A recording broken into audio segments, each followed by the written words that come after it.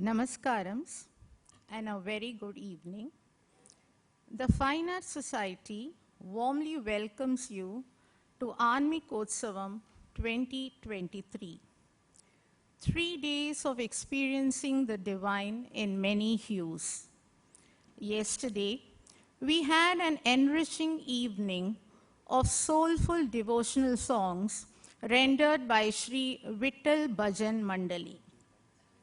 This evening, on day 2 and tomorrow, we have eminent Vedic speaker and writer in Sanatana Dharma, Shri Dushyanth Sridhar's discourse in English.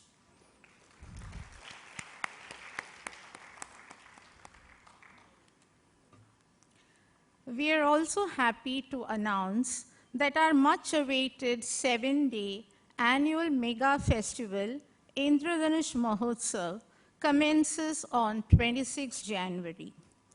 This festival brings to you the best in the cultural scene and will showcase a variety of interesting programs featuring eminent and popular artists.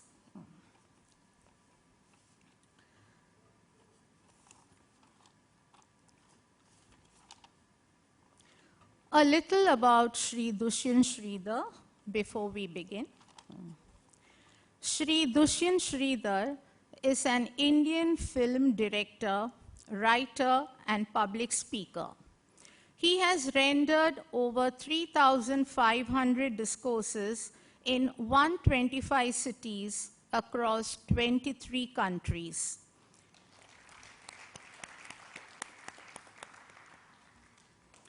He authored a coffee table book in English titled Vedanta Desika, the peerless poet preceptor, a critically acclaimed and best-selling book in its genre. He is known in households through his discourses in regional TV channels. He has a wide spectrum of audience following on YouTube with 50 million views and 2,000 videos.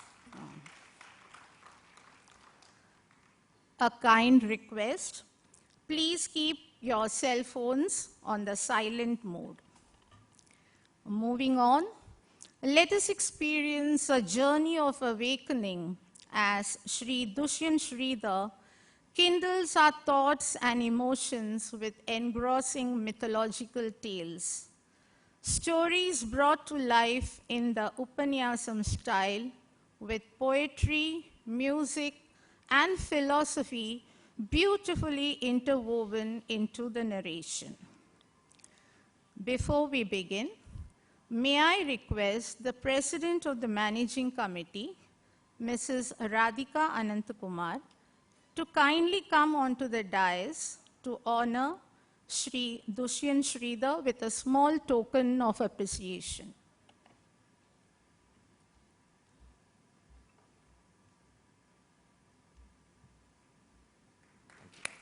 Pleasure. Thank you. Thank you, Madam. Presenting a discourse by one of the most sought-after public speaker, Shri Dushyanth Sridhar, on the topic Mini Mahabharata, a powerful capsule. Have an enjoyable evening. Thank you.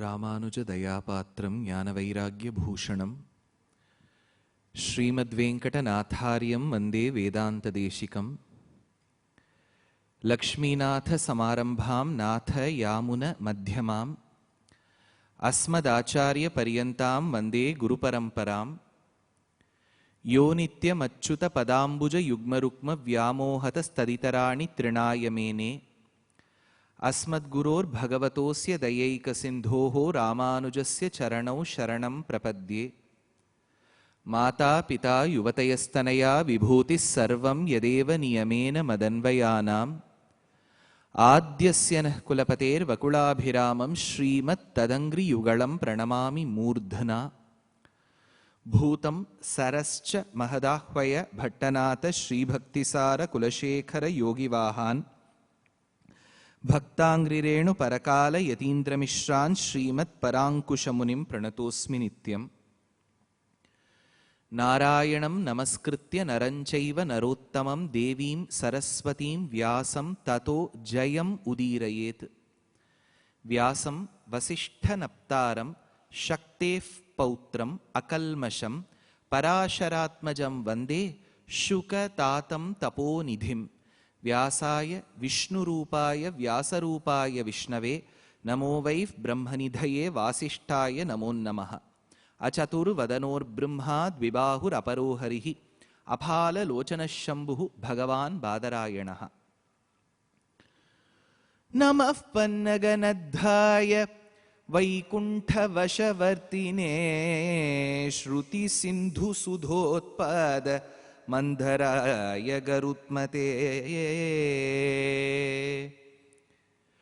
गरुडमखिल वेद नीडाधिरूढं द्विषत्पीडनोत्कण्ठिता कुण्ठ वैकुण्ठ पीठीकृतस्कन्धमीडे स्वनीडागतिः प्रीतरुद्र सुकीर्ति स्तनाभोग गाढोपगूढ स्फुरत्कण्टकव्रातवेदव्यथा वेपमान द्विजिह्वादिपाकल्प विस्फार्यमाण स्फटावाटिका रत्नरोचिश्छटाराजि नीराजितं कान्ति कल्लोलि नीराजितम् जय गरुड सुपर्ण दर्वीकराहार देवादिपाहार हारिन्दिवौकस्पति क्षिप्त दम्बोळि धारा किणाकल्प कल्पान्त वातूल कल्पोदयानल्प वीरादिनोद्यत चमत्कार दैत्यारि दैत्य ध्वजारोह निर्धारितोत्कर्ष संकर्षणात्मन् गरुत्मन् मरुत्पञ्चकाधीश सत्यादिमूर्तेन कश्चित् समस्ते नमस्ते पुनस्ते नमः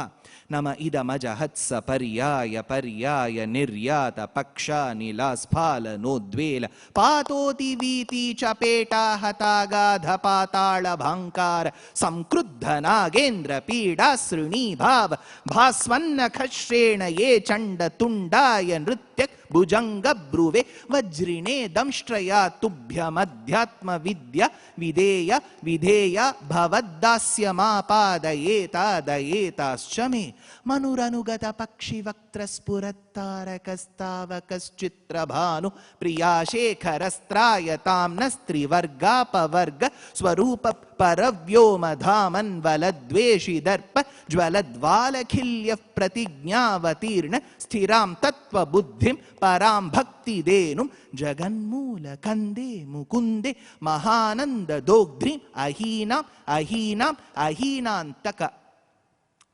This is a composition of Vedanta Deshika, which is called as Garuda Dandakam. The topic that has been chosen for the day is Mini Mahabharata.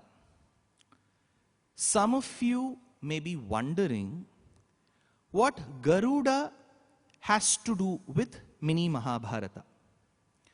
Well, I will keep the explanation on why Garuda Upakhyana signifies Mini Mahabharata towards the end. For the first half, let us know more about Garuda. In all our temples, when the Utsavams happen, people who are used to attending to temple festivals will immediately pounce upon that poster and check when the Garuda Sevai is. Technically, in any temple, the Garuda Seva is treated with immense respect. And most of the Garuda Sevais, festivals where the Lord mounts the Garuda and comes and blesses his devotees, is treated with such love, awe, respect, and there is huge crowds that throng on either sides of the street when the Lord sits on the Garuda and walks by the streets, literally flies. Of course, Kanchipuram, the famed temple of Varadarajaswamy temple, and the Garuda Seva in the temple is extremely famous. Nevertheless, when Venkateshwara Swami in Tirumala Tirupati, when he sits on Garuda, or when Namperumal of Srirangam sits on Garuda, most other temples, Garuda Seva is equally important. Why this Garuda Seva is important?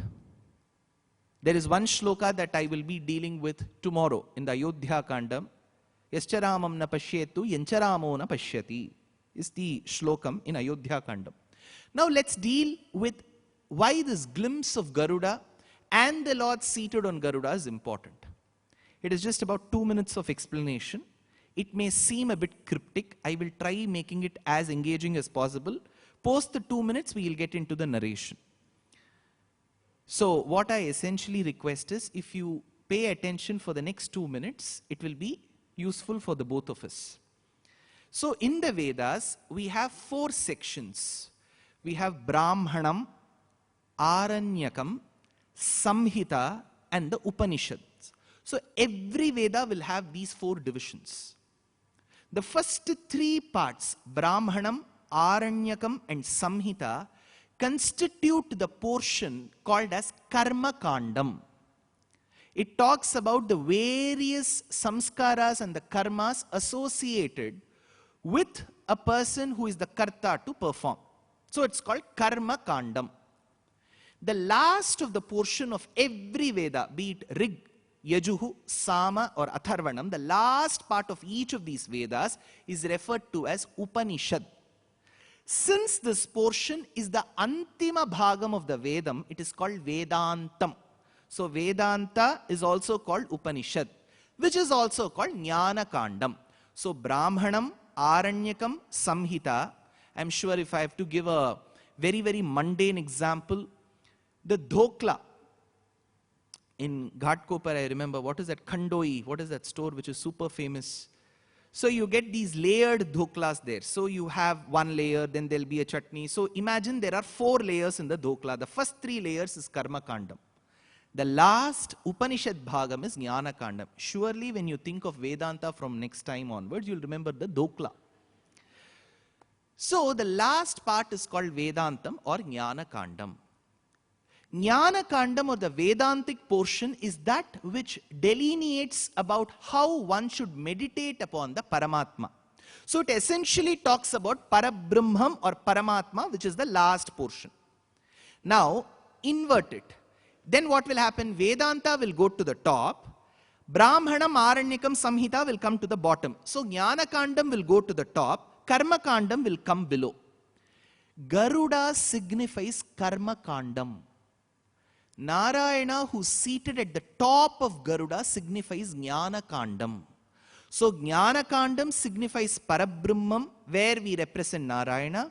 Karma Kandam here signifies Garuda. So when you look at Garuda and Narayana seated at the top of Garuda, it is said that you are getting the quintessence of the Vedas. So Garuda Seva is that important. So when we have understood the importance of Garuda, where does Garuda's Upakhyanam feature? It features in the Mahabharata in the Adi Parva. So now let's go to that portion that essentially talks about Garuda. We had a rishi called Kashyapa Maharishi. Pashyakaha Kashyapo Bhavati, says Aruna Prishnam. So a rishi who could foresee the future was called as Kashyapa. Pashyakaha Kashyapo Bhavati, says Aruna Prishnam. This Kashyapa had many wives. That is the problem while dealing with most of our Puranas. They will end up showing most men as polygamous. People will ask, is this right? Nobody sought my permission in their marriages. So whether it is right or wrong, I am ordained to speak about them. Had Kashyapa asked me, I would have asked him to restrict with one marriage. He didn't seek my permission nor my suggestion. So let's keep, now they will, again somebody will say, what about the emotions of the other wife when she has to live with the other wife? You have to go ask them. Here, in the Puranas, when we deal, I'll tell you why I deal with all these cross questions, because after finishing a lecture, I will have a barrage of essays and emails written to me. Why did Kashyapa marry so many? What answer will I give? So he had many wives. One set of wives, we'll deal with each set in every Purana. One is called Vinata, the other one is called Kadru. This Kadru and Vinata were sisters. They were the daughters of Daksha. Daksha Prajapati had many daughters. Any daughter of Daksha is called Dakshayani. But essentially, in certain cases, common nouns assume the role of proper nouns. So generally, if you refer to Dakshayani, it may mean Parvati, who was born as Sati. But even Vinata is called Dakshayani. I will deal with that shloka in a few minutes from now. So Vinata and Kadru were sisters. They were the daughters of Daksha, essentially Dakshayanis thereby. They were married to Kashyapa Prajapati. Mahabharatam says that Kadru produced many snakes. Snakes were her children. This is what we have been told. When I was told this, I used to nod my head and listen. But imagine my state now. If I tell that snakes were born to Kadru, again they will say, how can snakes be born to human beings, sir? We have a double helix DNA model. Where will that match, they will ask. So there are a few answers or probable solutions that I can think of. One, snakes were born to her. It may seem absolutely illogical, but that is one option. Second, in the case of Kakasura Vrittantam, where Indra's son came in the form of a crow and physically assaulted Sita while she was in Chitrakuta, the answer given is Indra and his wife Indrani or Shachi Devi had the ability to transform their human bodies into any form that they would like. So it is said that they've transformed themselves into the male and the female crow and thereby produced an egg which hatched and became that little kaka. This is second option. So Kashyapa and Vinata, Kadru, must have transformed themselves into snakes and then they produced snakes. Option 2 or probability number 2. Third, those of them who have pets, how many of you have pets? Don't look at your better halves or consorts. And yeah. So some of you who have pets, if you go to houses who have pets, dogs or cats, they don't treat them as animals. They'll say, that dog is my child. So there is a concept of adopting animals as your very own children. So the third probability, which seems very possible to me, is there were snakes that were nurtured and nourished in the caves of the Himalayas, and Kadru must have treated those snakes as her very children. So this is the third probability. Now Kadru had snakes as her children. Let's now she kept those pets as her children, so she treated them as her own children. On the other hand, Vinata was worried that she didn't have any pets for herself. So in a roost, she found 2 eggs. She broke open the first egg. When she broke open the first egg, a little eagle-like bird, a chick, came and looked outside with underdeveloped or no developed portions below its thighs. That bird didn't have anything developed because she prematurely broke that egg. So this chick, the eagle chick, was extremely unhappy with this lady, whom the bird treated as the mother, and the eyes of the bird turned red. So did its body. This redness is called Arunam. Since this chick turned red, he was called Aruna. In Chennai, there is one ice cream called Arun. Here, this chick is called Aruna. So this Aruna, the bird chick, while it was born, it was very upset with this hasty decision of the mother, which is going to cost the entire life of the bird. So Puranam, Mahabharatam says, Yohamevam kruto matastvaya lobha paritaya sharirena samagrena tasmaddasi bhavishyasi. So the bird pronounced a curse on the mother. Since you have cost my future, I thereby curse you that you shall remain a slave to your own kith and kin for a small period of time. Again, there will be a counter question. Everybody will become Karan Thapar. So they will ask, how can a bird speak? Correct? If the bird has to utter the curse, how will it speak? How do our pets speak? When you go to certain houses, they will look at the dog and ask, Pasikarda? Adu vaai thirandu pesharadho? Peshala. You are able to decipher from the body language. That is why I said keep the lights on the audience side on. Generally for music concerts, they'll switch it off. Even musicians will close their eyes. Whereas for speakers, we have to open our eyes. I need to understand your facial expressions, your body language. When one is hinting at the other to exit the auditorium, look at them and make them sit. So that's the duty given upon me. So body language is an art, and deciphering body language is a bigger art. So the bird looked at the mother in such a way that its inner feeling is brought out as a beautiful shloka by Vyasa. Now Vinata was super worried. She didn't even touch the next egg, because she opened one, it became a tragedy. She didn't even want to touch the next egg.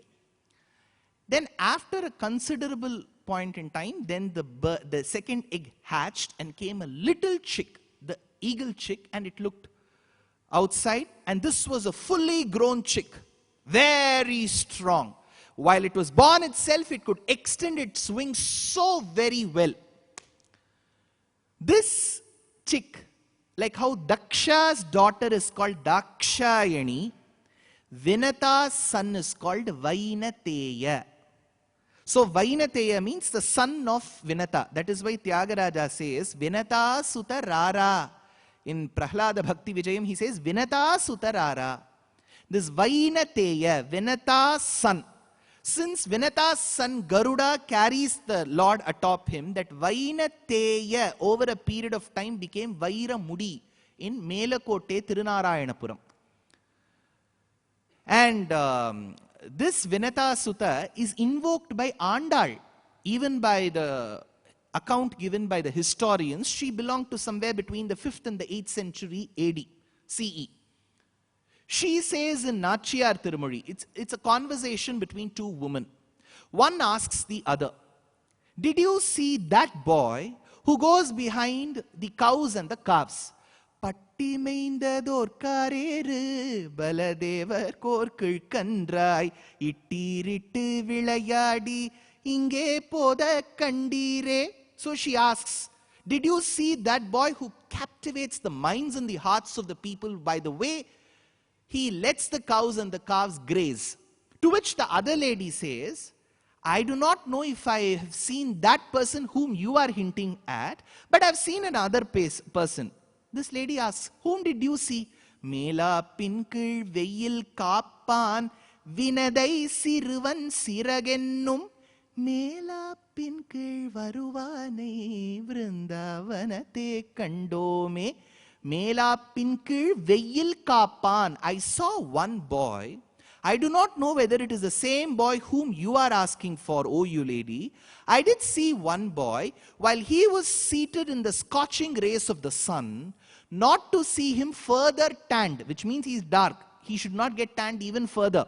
To protect him from further tanning, I saw Garuda extending his wings and providing him the shade. Who is that Garuda? Vinata's second son. Vinadai Siruvan Siragennum Mela Pinkil Varuvanai Vrindavanate Kandome. I saw him seated in Vrindavana.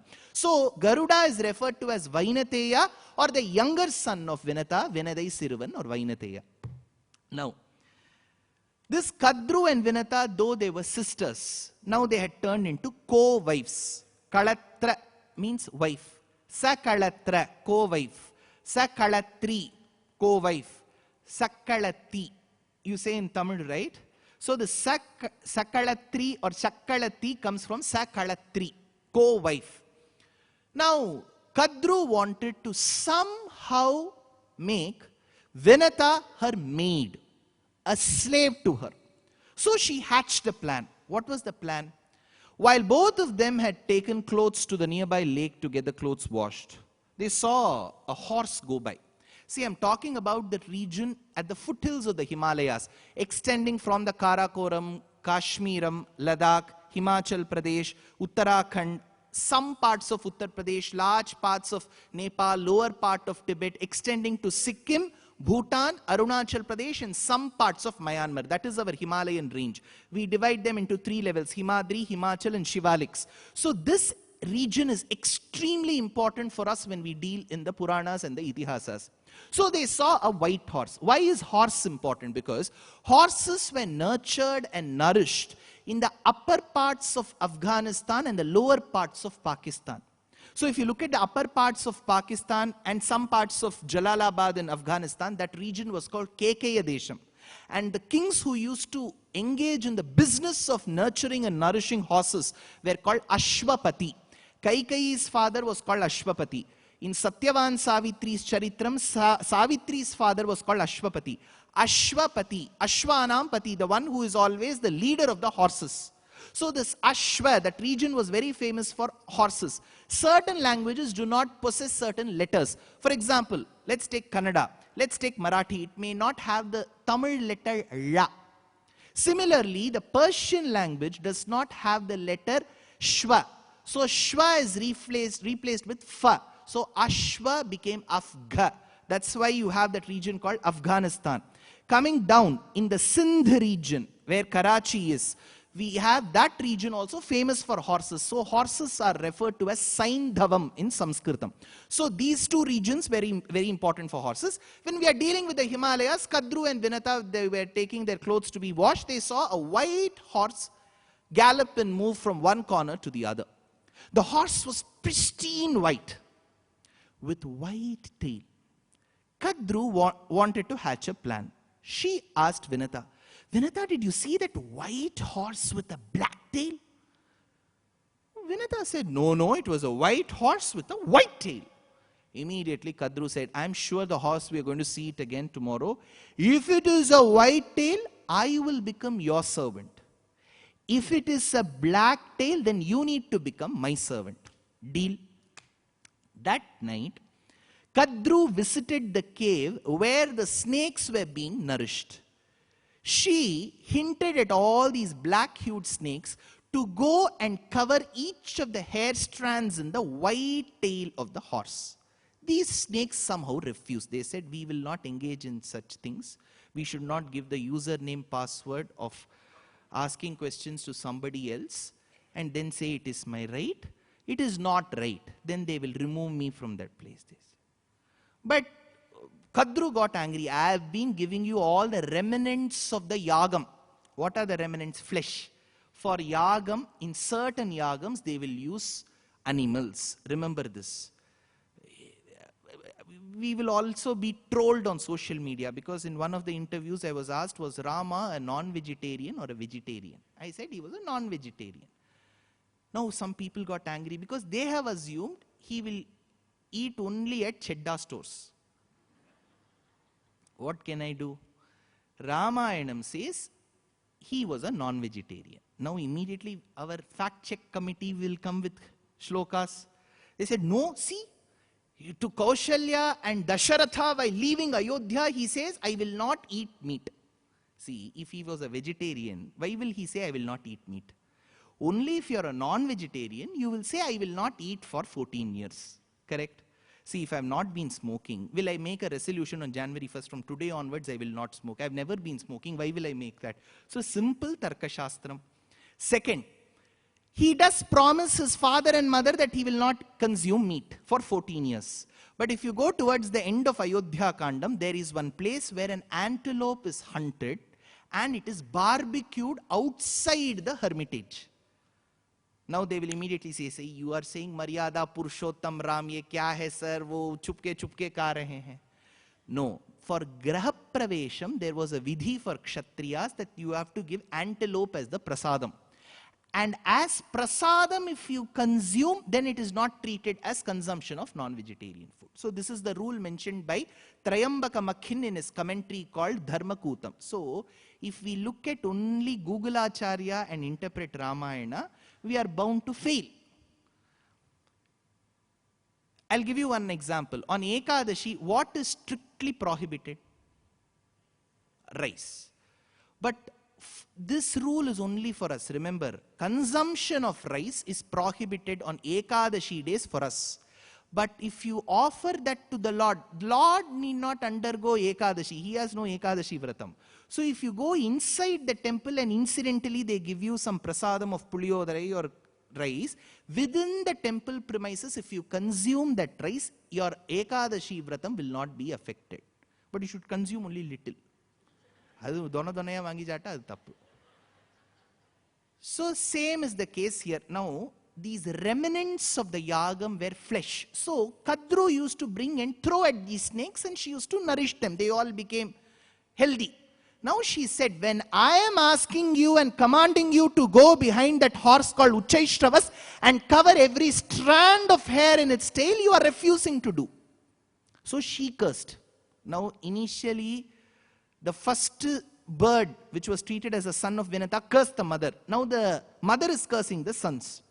She tells them, since you have disobeyed, I curse that generations of yours at one point in time will fall prey to the blazing fire conducted by one of the descendants of Kuruvamsham. That is why later in Mahabharatam, after understanding that his father Parikshit was killed by the virulent poison in the bite of a snake called Takshaka, Parikshit's son Janamejaya performs a yagam called as Sarpasatram, Sarpasatre Vartamane.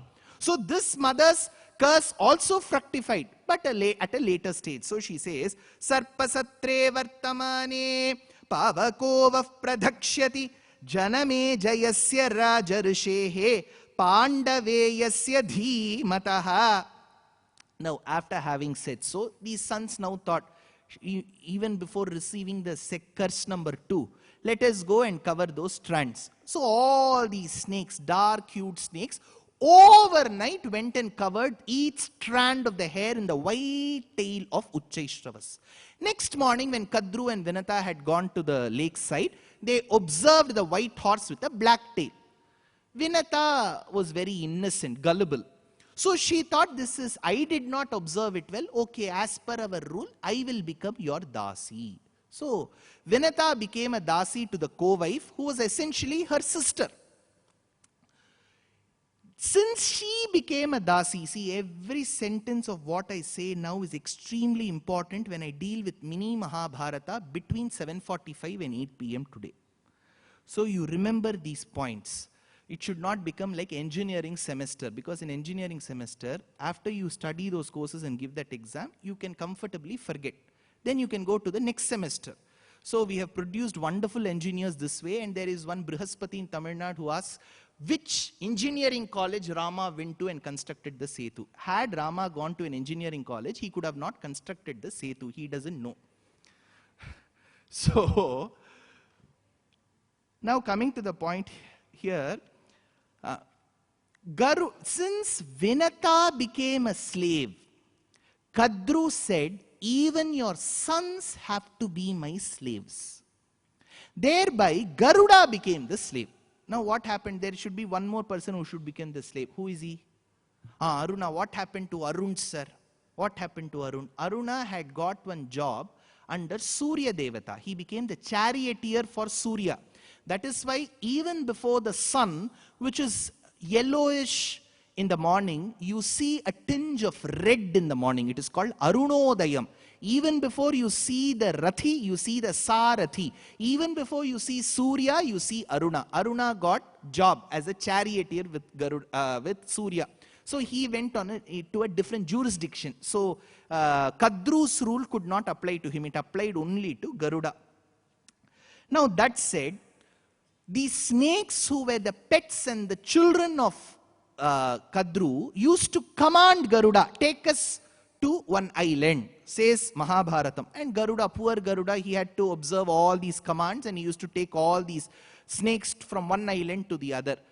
And Tvam Vishnustvam Sahasrakshastvam Devastvam Parayanam Tvam Sarvam Anrutam Devaha Tvam Somaha Paramarchitaha. And these snakes used to trouble Garuda to a large extent. This said, how was Garuda? As a little Garuda, see, when we deal with our Itihasas and Puranas, they give extremely high importance to the childhood pranks. For Rama, there is no prank.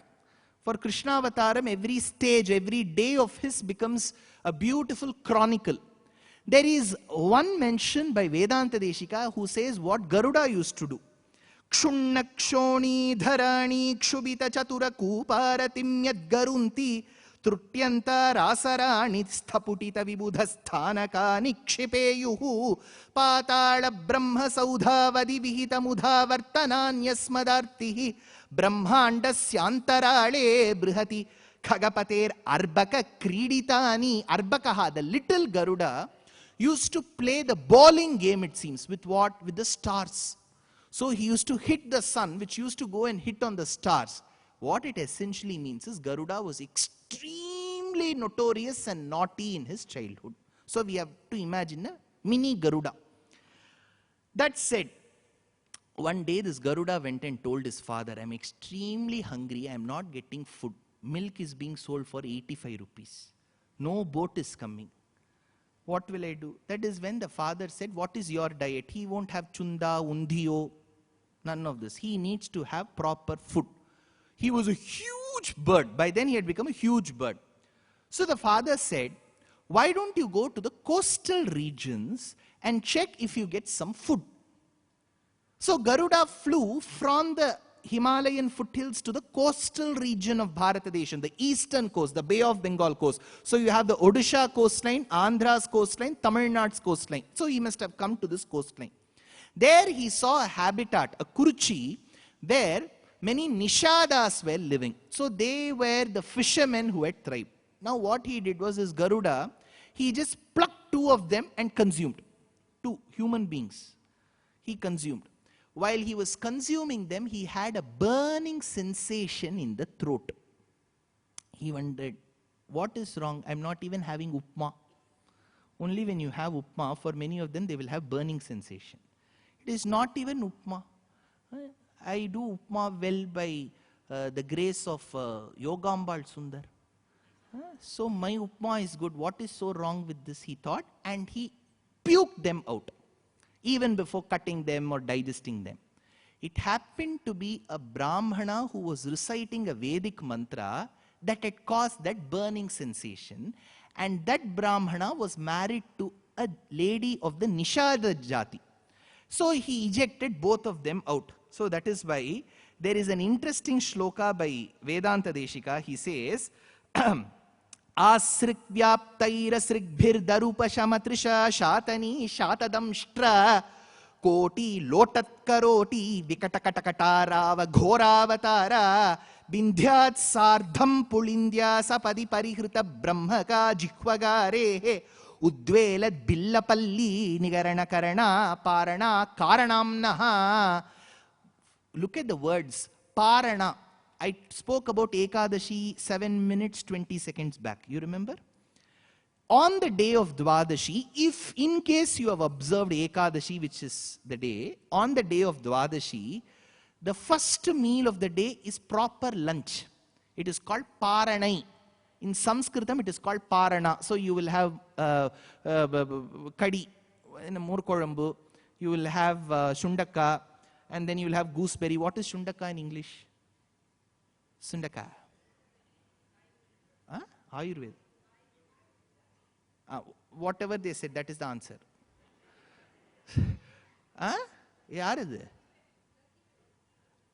So, you know Shundaka? Tomorrow I'll bring and show. So, this Shundaka, Agastya Shakha. Agastya Shakha is a type of spinach. It's called Agatti Kirai. So, that consumption of that meal is called Parana, Paranai. What did Garuda have? He had these people as his Paranai, it seems, says Vedanta Deshika. Parana Karanamnaha.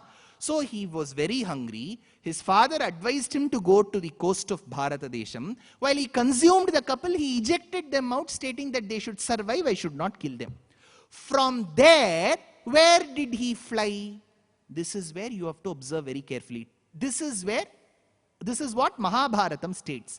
Now I am going to take you to Ramayanam for a few minutes. In the Ramayana, Sugriva, after having been excommunicated by his brother Vali, was living in the region called Kishkindha. Kishkindha is the current day Bellari, where Hampi is. And Rama, in the sojourn to find Sita, along with his brother Lakshmana, reached the ramparts of Kishkindha. He helped vanquish Vali in the battle and restore the kingdom and its reigns back to Sugriva. After that, Sugriva said, my monkeys can't go in search of Sita now. It is Chaturmasyam, heavy monsoon. They have got sinus problem. They cannot go in search now. For 4 months, they were chutti. They can't go. After 4 months, Rama reprimands Sugriva through Lakshmana. And then Sugriva says, Kshamasva, Kshamasva, Kimkopamulam Manujendra Putra. I will surely dispatch all my Vanaras in different directions so that they go in search of Sita. Now Sita could be in any of the directions. So Sugriva starts sending the Vanaras, having 4 teams, east, west, north, south. If you have time to listen to YouTube lectures, listen to my lecture on Jaya Jaya Shri Sudarshana. In that I have mentioned about a mountain in the Turkey region called Chakravan, where Sudarshana was designed by Vishwakarma. There is a mention of that in Kishkindha Kandam. Now, Sugriva tells the Vanaras to go eastward. Now I will read a few shlokas. I will also tell you what Purusha Sahasraksha Sahasrapat Sabhumim. Have you heard of this? Now we may be wondering, Namba urlo oru mari solra, ye iva vera mari solra. Correct? Paramacharya did this exercise. Then he corrected those Vedic Pandits and said, you recite. Now check if both the rhythms can match. And then when they sat together, the biggest surprise was not even a single swaram had changed, only sans the little pronunciation differences that we had. The swaram was the same. That is when Paramacharya declared, whether we are in the north of India or the south of India, Vedas are the same. So there is no need for anybody to divide us. Now we'll go to the second point. There were small pronunciation differences, I said, right? In certain riks, the rik says, Yamuna Tvame, Yamuna. For the word Yamuna, people in the north said Jamuna Tvame. That is when the scholars in the south, Dakshina Bharatam, asked Paramacharya, for Yamuna, why are they saying Jamuna? That is when Paramacharya explained how the languages in the region were born, and in many regions Ya becomes Ja, Ja becomes Ya. So Yamuna becomes Jamuna, Yasmai becomes Jasmai was his conclusion. Now come to Yavadvipam. Ya will become Ja. So Yava is Java Island. So Sugriva says Yavadvipam, go till Java. Now if you deal with islands, when a chain of islands stay very close, it is called as an archipelago. So here he says, Yavadvipam atikramya shishiro nama parvataha. There will be many mountains which are repositories of very precious gems and minerals. That is why in Indonesia, mining is very easy. You don't have to mine because there are volcanoes. They bring the minerals at the top. So mining cost is very less. So he says, Yavadvipam, go towards the eastern side of Yavadvipam. So if you come to the east, if you want, you can even check on the map. So Java is an island. You will have eastern Java. Then he continues. See, this map is very important for me to tell you another point in Garuda Upakhyanam. Tato rakta jalam bhimam lohitam namasagaram gatva prekshyatam chaiva brihatim kutashal malim. You will cross an island. Sugriva tells the Vanaras, after Java, Yava, you will cross an island called Shalmalim, which is filled with cotton trees called Shalmali. In that Dvipam, around that, the sea waters will be red in color. He says, Lohitam Namasagaram. Why? Because there is a mountain in that island called as Mount Punchak Java. This is a volcano that keeps giving red fumes, and the waters around it always stay red. Then he says, Uttarena parikramya jambudvipam divakaraha drishyo bhavati bhuyishtam shikharam tanmahochrayam. Further going ahead, you will find where the sun rises or touches the bhumi first. So that is believed to be the Fiji island. So Fiji Island is where the sun's rays fall. Yavadvipam or Javadvipam is towards the west. Between is Shalmali Dvipam. Go there, my dear son, because the son tried consuming the Nishada and the Brahmana in the coastal region. He ejected them out. He is in incessant hunger. The father says, go further. Like how Sugriva said, it is in this region that there is an island called as Floors Island. Now, why should I mention about floors? This is where, let's come back to Garuda Upakhyanam. When Garuda went to that region, Floors Island, he spotted a tortoise and an elephant which were fighting. Who were these tortoise and elephant? Mahabharatam says in their previous Janma, they were brothers. Vibhavasu and Supratika. They had some real estate problem. And that continued for many years. As usual, courts won't give judgment that easily. This judgment continued in the next Janma as well. Because they were fighting, bereft of their Nitya Karma, they were born as a tortoise and an elephant. And in this Janma also, they were fighting. That way, that consistency they maintained. Now, what Garuda did was, he took the elephant in one of his claws, clutched them, and the elephant in the other, elephant on one side, the tortoise on the other side, and flew. Now comes another point. Sir, how can a bird carry such weights? In the Floors Island, there is an extinct species that we have received of an elephant which is called stegodon. Those stegodon elephants were as small as dogs and cats. They were elephants, but they were very small. And in the same region, we have tortoise species called as Manoria emis. They are small tortoises. So Garuda clutched both of them and took them. And as he was flying, he came to the Pamban Island, which is found between Bharatadesham and Lanka. And that is where is a huge tree, a banyan tree, Nyagrodha Vriksham. While he wanted to rest, first you will have a question, can birds fly such distances? Remember, we have birds, migratory birds coming all the way from Siberia till Tamil Nadu. Don't think that is, since they exercise, they are able to live such long, healthy lives. So they fly long distances. So these birds can fly long distances. We have extinct species which are small elephants and small tortoises, and he carried them to this Alavriksham. This Alavriksham is extremely important. I'll tell you why.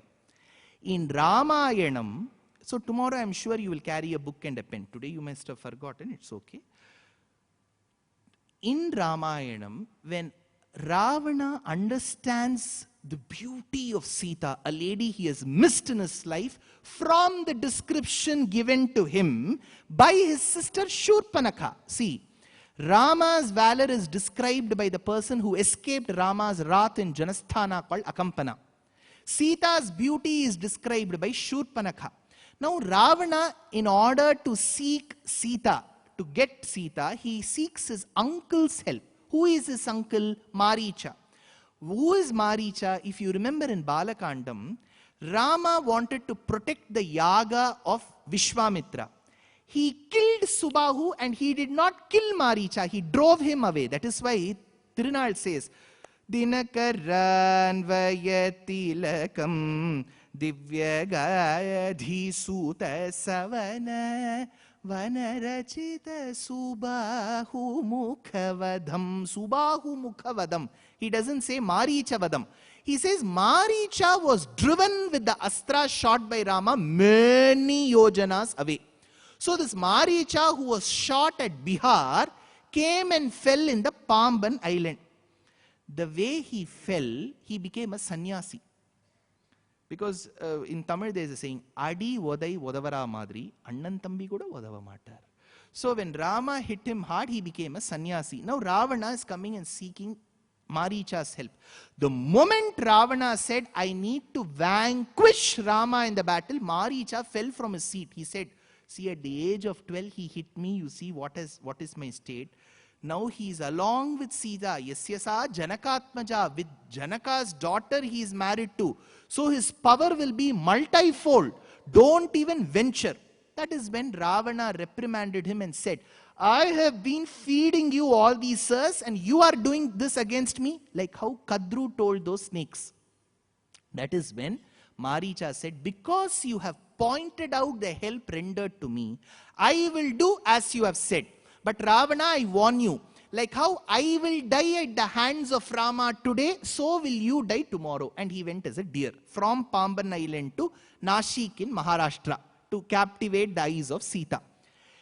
Now, why did I tell this? In that Aranya Kandam, the place where Maricha was meditating, Valmiki says, is the same banyan tree upon which Garuda sat with that elephant and tortoise. See the connection between Ramayana and Mahabharata.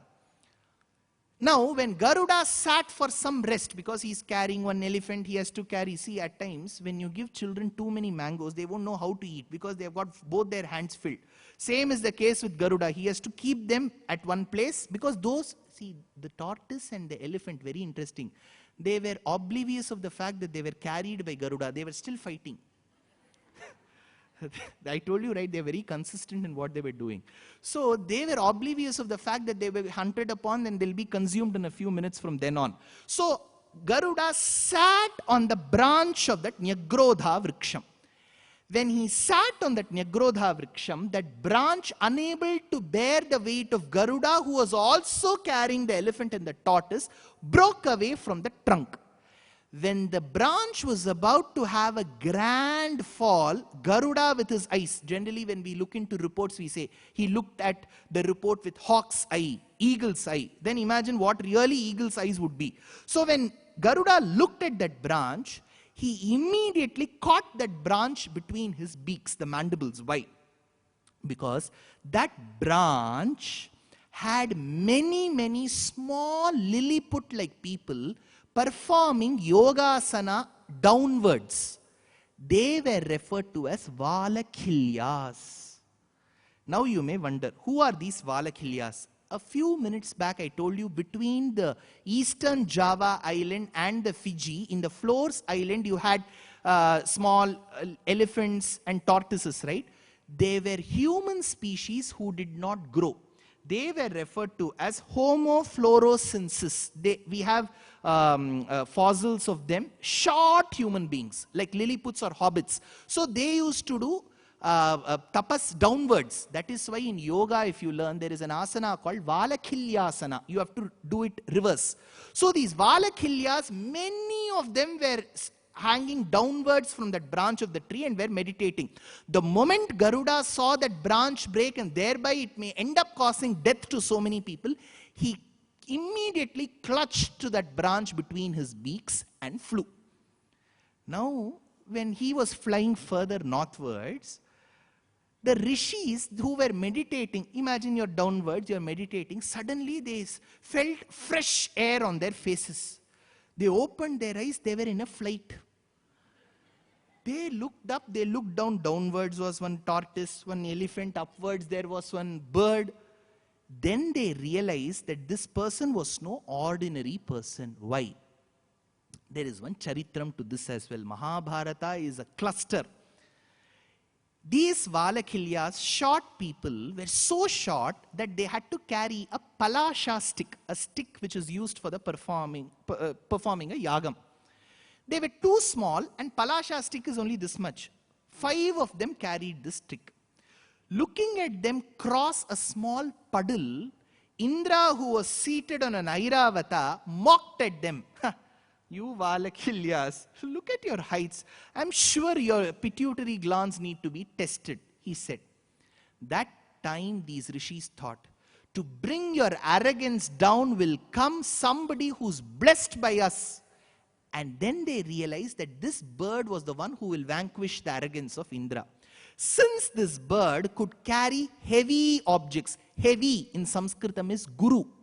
Since this bird could carry heavy objects, he should have been called Guruda. But when you derive a noun from a verb, it becomes reverse. So Guruda became Garuda. So he said, Gurum bharam samasadyo deenayesha vihangamaha garudastu khagasreshta tasmat pannaga bhojanaha. So they blessed him. Now Garuda took this branch carefully with the Valakilyas, kept them between the boulders of a mountain called Gandhamadhana Parvatam in the foothills of the Himalayas, found in Uttarakashi. A few days back, you must have checked about a few workers who were caught in the Uttarakashi tunnel, right? So that is the place where there is a mountain called Valakhilya Parvatam. So he kept that branch there so that these Valakhilyas could survive, took the tortoise and the elephant at the foothills of another Parvatam and consumed them. Fine. Now this is done. Then he goes back to his mother. That time his mother says, see, I'm tired, my dear son, serving my co-wife Kadru and her children, the snakes. You please go ask your chitti. You're getting the relationship, right? You go ask your chitti. What is the way to get my mother and myself excused from this bond of slavery? So Garuda goes and asks Kadru. Kadru says, you have to get a few ounces of Amritam, which is there in Amaravati, not Naidu's Amaravati, that never got built. Indra's Amaravati, you have to get a few ounces of that Amritam. After he said this, Garuda wanted to go on a sojourn to Amaravati. That time he tells his mother, mother, please bless me that I become successful in this mission of fetching Amrita from Indra's Amaravati. Now note this point. Let us go back to Ramayana. In the Ramayana, Rama is told by his stepmother Kaikeyi that father desires that you should go to the forest for 14 years, Rama, not me. If you have read the speeches of Mark Antony, it's a beautiful speech. He says, friends, Romans and countrymen, I come to bury Caesar, not to praise him. The evil that men do lives after them. The evil is off, interred with their bones. So let it be with Caesar. The noble Brutus, see, Brutus was the one who killed. But this is the way sarcasm works. He says, the noble Brutus hath told me Caesar was ambitious. If it were so, it was a grievous fault. And grievously had Caesar answered it. Here on the leave of Brutus and the rest. For Brutus is an honorable man. So are they all honorable men? Come I to bury Caesar, is the speech of Mark Antony. He says, he puts this in a very sarcastic tone. If you go to the start of the Ramayana, Vishwamitra comes and says, Dasharatha, please give Rama along with me so that I take him to the forest to annihilate the demons. Oh, Dasharatha says, not possible at all. My BP will go down. I cannot send my son. You know what Vishwamitra says? You had promised that you will do what I have asked. But you are not keeping up your promise. You live happily. Sukhi bhava suhridvritaha nanna iru. What does that mean? You will not live happily. But you can tell that in a different way, right? So here, Kaikeyi tells Rama, see, I am not saying, your father is saying that you have to go for 14 years, Rama. I am very upset. Rama, but I will surely wait for those 14 years. But I'm sure in those 14 years time period, your dear brother Bharata will rule Ayodhya. I'm sure you have no problems with that. That is when Rama said, Tandayin paniyandragilum numpani maruppano en pinnavan petra selvam adiyanen petradandro. My dear mother, why should you keep telling your father says, father says? You can also say, even if you say go to the forest for 14 years, I will go. Why should you keep telling father is saying? So that time Rama leaves. Then he goes to the temple of Ranganatha Swami, who is the Shri Ranganatha Swami. Originally he was in Ayodhya. That time Aradhaya Jagannatham. Kaushalya was performing a yagam. Says she was wearing white silk with a jari border. For you to impress your state, I can say with paithani border. And she was doing a yagam there. So she noticed her son and said, I got to know from media sources that you will become the heir apparent. I'm extremely happy, my dear son. Nandraga vaal, engirundalum vaalga. Wherever you are, be happy. That is when Rama said, there is a small change in the plan, mother. I was told that I will become the Yuvaraja, but there is a small change. I have to go to the forest for 14 years. Then that is when Kaushalya starts getting into melancholy and she starts crying. Towards the end, Rama says, nothing possible. I have to go to the forest. I have promised my father. It cannot be like Kali Yugam. You are caught in a great corruption, but when you are caught, you would say, I've got chest pain. It cannot be like that. So I have to go. So while Rama leaves for the forest, he says, Mother Kaushalya, Mata, please bless me. That is when Kaushalya does something very important. She takes Vishalya Karani. It is a herb which is generally tied as a ring to people who go into the forest, because when you go into the forest, you will be enveloped by various plants. When certain leaves touch you, it may be poisonous. So if you tie Vishalya Karani herb, those poisons will do no harm to you. See, even for those parents who know of their children who have gone to do their masters in the US or in the Western country, you will have a list of vaccines that you have to give to your children. Similarly, Kaushalya gave that Vishalya Karani ring. While Rama was leaving, she said, Rama, come here. She recited one shlokam. Listen to this carefully. It comes in Valmiki Ramayanam, Ayodhya Kandam, 25th Sargam. Yanmangalam Suparnasya Vinata Kalpayat Pura Amrutam Prarthayanasya Tatte Bhavatu Mangalam. May all auspiciousness be bestowed on you. Yan mangalam. All mangalam, mangalam. All good things will happen to you, my son. Like how? To release and relieve his mother Vinata from bondage and slavery, when Garuda left his premises seeking his mother's blessings, whatever shlokas Vinata said for the victory of her son, I am telling you those shlokas now, she says. But what are those shlokas? We don't know. Yaar vanda, ava vanda. Eppo vanda, ava appave vanduta. Yariya and ava. So similarly, she says, those two shlokas I am blessing you. What are those two shlokas? Ramayanam doesn't say. Mahabharatam tells what those two shlokas are. So parents, you can record this shlokam. Very easy shlokas. They are in the Anushtup Chandas. Whenever your children go out, Suparno Vayuvahanaha, you can recite these two shlokas for their protection. If you believe in the dharma, if you feel, no, what will happen, why should I pray? It's your choice. Pakshaut, you can record if you have a recording button. Because why I am telling you this? No? After the lecture, 4 of them will come. And the slogan, Tirumbi Chollungumba. I am telling that those two shlokas now. Take your phone, search for the recording button. If you don't know the recording button, go to WhatsApp, press that audio button, press it like this. You can record, send it to your, whoever is a partner, whoever has not come for that lecture, send it to that person. Ask them to come tomorrow. And listen to those two shlokas. Pakshaute marutah patu Chandra suryau cha prishthatah Shirascha patu vanhiste Vasavaha sarvatastanum Aham chate sada putra Shanti swasti parayana Ihasina bhavishyami Swasti kare rata sada Arishtam brajapanthanam Putra karyartha siddhaye. These are the two shlokas.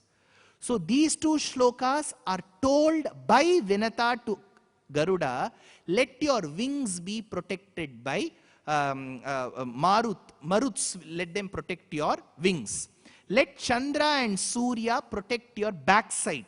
Shirascha patu vanhiste, let Agni protect your face. Vasavaha sarvatastanum, let Indra protect your entire body, my dear son. Ahamchate sadaputra shanti swasti parayana. May all that you think become very successful. See, imagine every parent tells this to their children. How beautiful will be associated with our dharmic roots. So these are the two shlokas Vinata pronounced as blessings on her son Garuda, which is invoked by Kaushalya when she sends her son Rama to the forest. Now you may wonder, sir, you are telling she invoked Garuda's Upakhyanam, but Garuda comes in Mahabharata, Rama comes in Ramayana. How? Mahabharatam doesn't have everything which happened only in Dwapara Yugam. It also talks about those events that happened before Rama. It is an encyclopedia. Now, after having said this, Garuda flies towards Indrapatnam. And as he flies towards Indrapatnam, he could vanquish Indra very easily. Indra was very arrogant. He will not part with Amritam that easily. But Garuda was able to use his valor, his prowess, and vanquish Indra in the battle. But he did not want to do further damage to Indra. So he said, see, I have won. But your supporters will not like you losing. See, Thala and Thalapadi, there is a huge fight between the fans. So your fans may not like you losing. So you go tell your fans that you have won. Then Indra said, what is the proof that I have won? So that is when Garuda took a beautiful feather from his wing and said, put it onto your crown. That is why I say another feather to one's cap. That crown became cap. So he said, put it there. People will believe that you have won. Since Garuda gave a beautiful feather as a tribute to Indra, he was called Suparna, good feathered one. Suparna. Garuda, because he carries heavy objects. Now he brought that Amrita Kalasham. Now, why this Amrita Kalasham is important? What is Amritam? What will happen if you drink Amritam? You say something, you have to say. Immortality, sir. We will not die at all, sir. Simple. Huh? Ah, very good. Big claps to that madam. Who said that? Very good. Ah.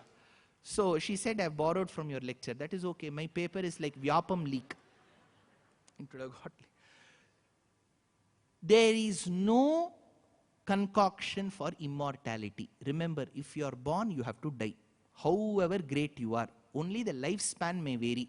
A tortoise may live for 120 years. A person in Japan may live for 105 years. That lifespan may vary. That is why even dogs, they'll say, if the dog is 7 years, they will say it is equivalent to 70 of human age. So 100 is generally the lifespan, which is the general number.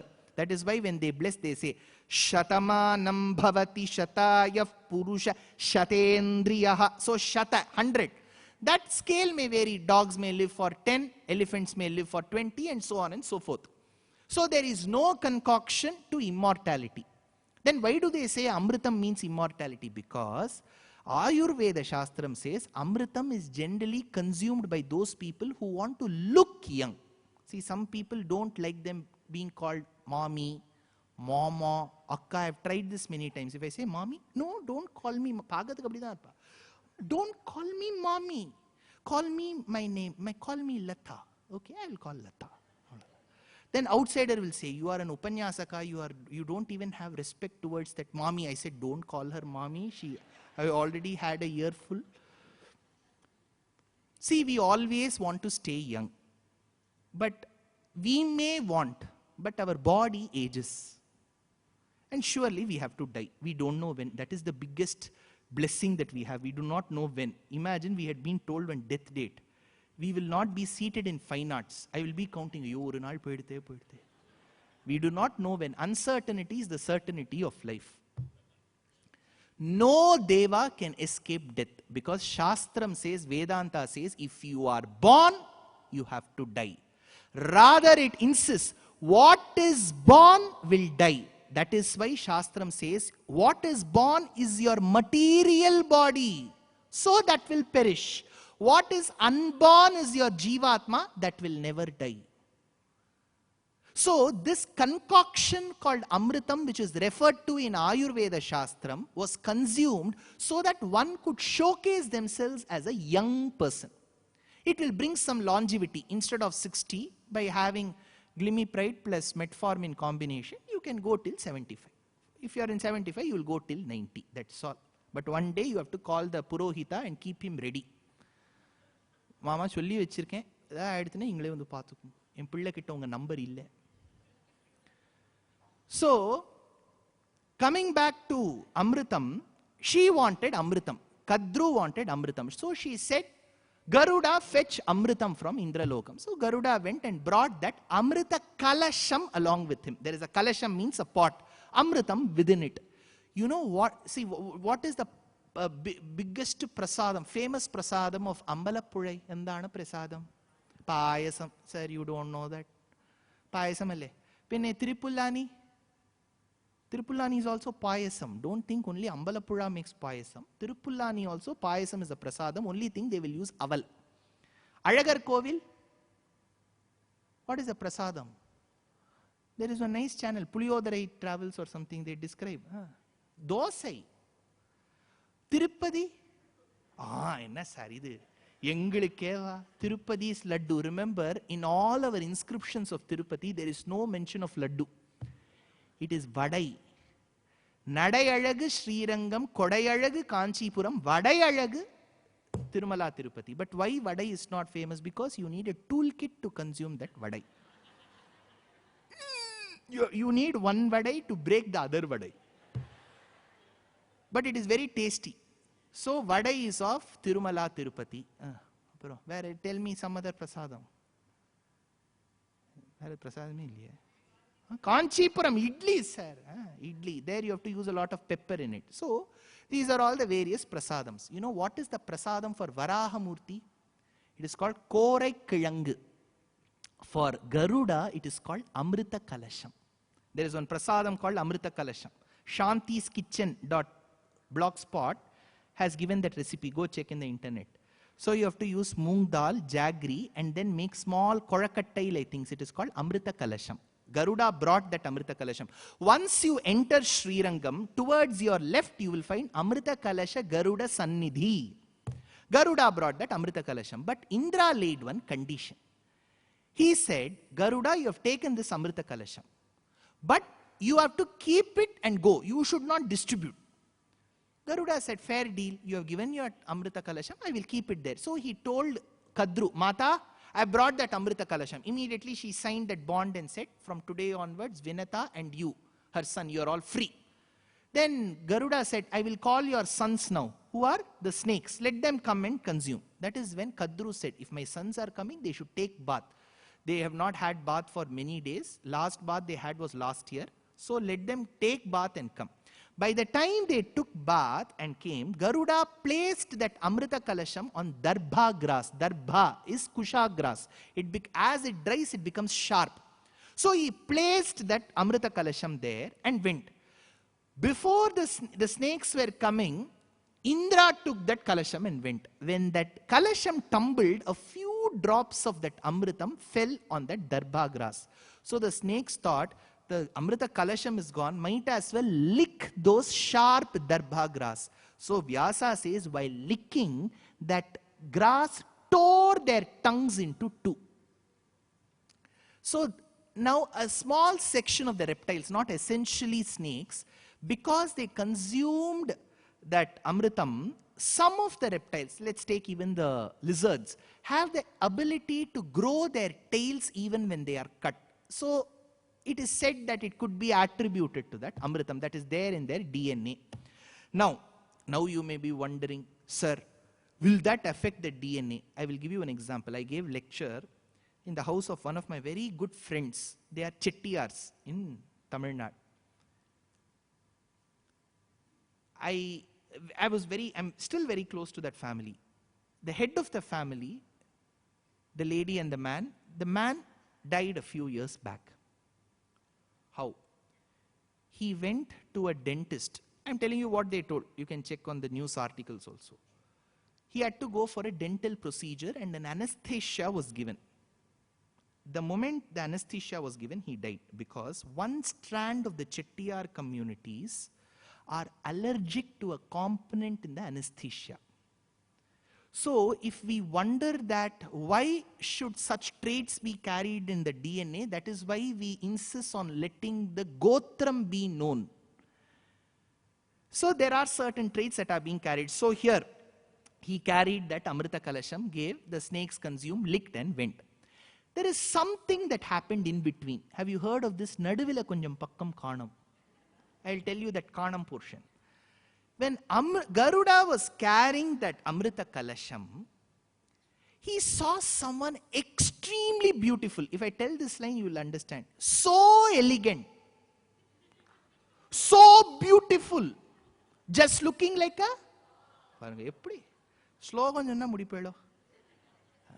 So just looking like a wow. Who is that person? Garuda wondered, who is this person? Extremely handsome. Unmiladanta pankti spura tarunatara chaya bimbadaranta.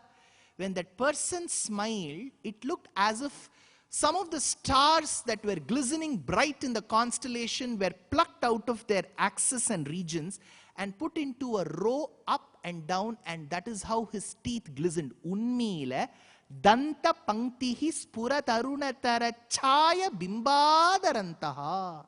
However, his cheeks, it looked as if a fresh stone of the emerald was cut from the mines and was let to be nourished and placed on either sides. They looked like green mirrors that were reflecting the beautiful fish. Makara kundala dvandvadipram, says Bhattadri. Extremely handsome he was. His forehead looked as if a crescent moon was placed and on it was a urdhva pundram. How was his kritam? It looked as if 1,000 suns were smelted together and placed at the top. How was his neck? It looked as if the Panchajanya was placed within. Kambugrivam, Shanga Kaluthu. If you go to North Madras, they will say, Sanga Aruthiruve. They have all listened to Narayaniyam. So, Kambugrivam, he has got a beautiful Vakshasthalam. There is a resplendent gem called Kaustubam which reflects the beauty of Mahalakshmi, who is seated on the mole called Srivatsam, a beautiful slender waist with a navel that gives rise to a beautiful lotus seated on which is Brahma looking like a bumblebee hovering around the flower. Garuda was amazed. He said, I have never seen anybody as handsome as you, man. I will give you one boon, take it. The person who was standing opposite Garuda said, I have never seen anybody exhibit such valor seamlessly as you. I will give you one boon. So each of them had a boon. Now Garuda said, you ask your boon first. Ego problem. So he said, you ask your boon first. Narayana said, from now onwards you should always be below me. Garuda said, deal done, emoticon. Done. He said, done. Then Narayana said, this person was Narayana, he asked Garuda, you ask your boon. Garuda said, I should always be at your top. Narayana said, done. How can both be fructified at the same time? If Garuda agrees to be below, he can't be at the top. So Narayana tried to optimize the constraint. He said, below me you will be my vahanam. Above me you will be the motif in the flag. Garuda Dhwaja. Garuda Dhwaja Toshaya Gito Garuda Dandakaha. So you will be the motif in my flag. There is a place called the Sanchi Stupa. It is extremely important in architecture because it comes in the BCE period. You will see all the soldiers who will be carrying the flag with the Garuda at the top. So Garuda is extremely important in architecture too. So Narayana said, you will be at the top as the Garuda Dhwaja and below me as Vahana. Now we have a problem. Now when Narayana said, from now on you will be my Vahanam, till then how did he travel? Ola use pannirpar sir. Ola wo, Uber. How did he travel? Tell me, give me an answer. Answer chahiye. Snake, stand up on the bench. He was sleeping, sir. He was sleeping. He came. Now you are asking for vehicle. Eppadi vandar? Nataraja service, sir. He walked and came. Can I tell you the answer? Vedanta Deshika answers this cryptic situation. He says, when Narayana appeared in front of Garuda, he was seated on Garuda. How? Here is where we need to understand Agamam. Agama says that the Lord exists in 5 states. Para, Vyuha, Vibhava, Antaryami, Archa. These are the 5 states. States, for example, water. In its natural state, it is a liquid, H2O. When you go below the melting point, it turns into a solid state called the ice. When you when you heat the water, it turns into vapor, a gaseous state. So water can exist in a solid state, liquid state and gaseous state. The formula doesn't change. Similarly, Paramatma exists in Paramapadam as Paravasudeva. During creation, he becomes Sankarshana, Pradyumna, Aniruddha. That state is called Vyuha. That is why we say Aniruddho Apratirataha Pradyumno Amita Vikramaha. We say in Sahasranamam. Chaturmurtihi we say, right? Vasudeva Sankarshana Pradyumna Aniruddha. Spa. Remember this word, Spa. Sankarshana Pradyumna Aniruddha. S-P-A. Spa. If you remember Spa, you can remember these names. Now, Para state, Vyuha state. That Lord Paramatma chooses to be born amidst us as Rama and Krishna. It is called Vibhavavataram. He is there as the omniscient person within us as Antaryami. He is called Harda Tattvam. And he stays in Srirangam as Ranganatha, Kanchipuram as Varadaraja, Tirumala as Venkateshwara, Guruvayur as Krishna, Mannargudi as Rajagopala, Vaduvur as Ramachandra, Bhadrachala as Sita Rama, in Purushottama Kshetra as Jagannatha, in Ayodhya as Rama, in Dwaraka as Srinath, in Tiruvananthapuram as Anantapadmanabha Swami, in Tirupullani as Adi Jagannatha, in Anbil as Sundararaja, in Appakudattan in Tirupper Nagar, Lavanavarjita in Tiruvinnagar, Sharangapani in Kumbhakonam, Parimala Ranganatha in Tiruvindalur.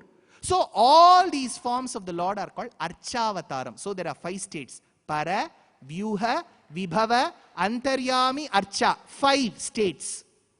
Now, can all the 5 states coexist? Yes. Like how? If you go in the flight, when you enter, the air hostess will say, Namaskaram, Pango. But does she mean it? May not. Enna padutha pordo, yappa pattalo, battaniye alutindruka pordo idu. She may be, but she will say, Namaste. She's been told to smile. Now, people will be very specific. Give me sparkling water with ice cubes. So ice cubes will be put into liquid. So solid state and liquid state exist together.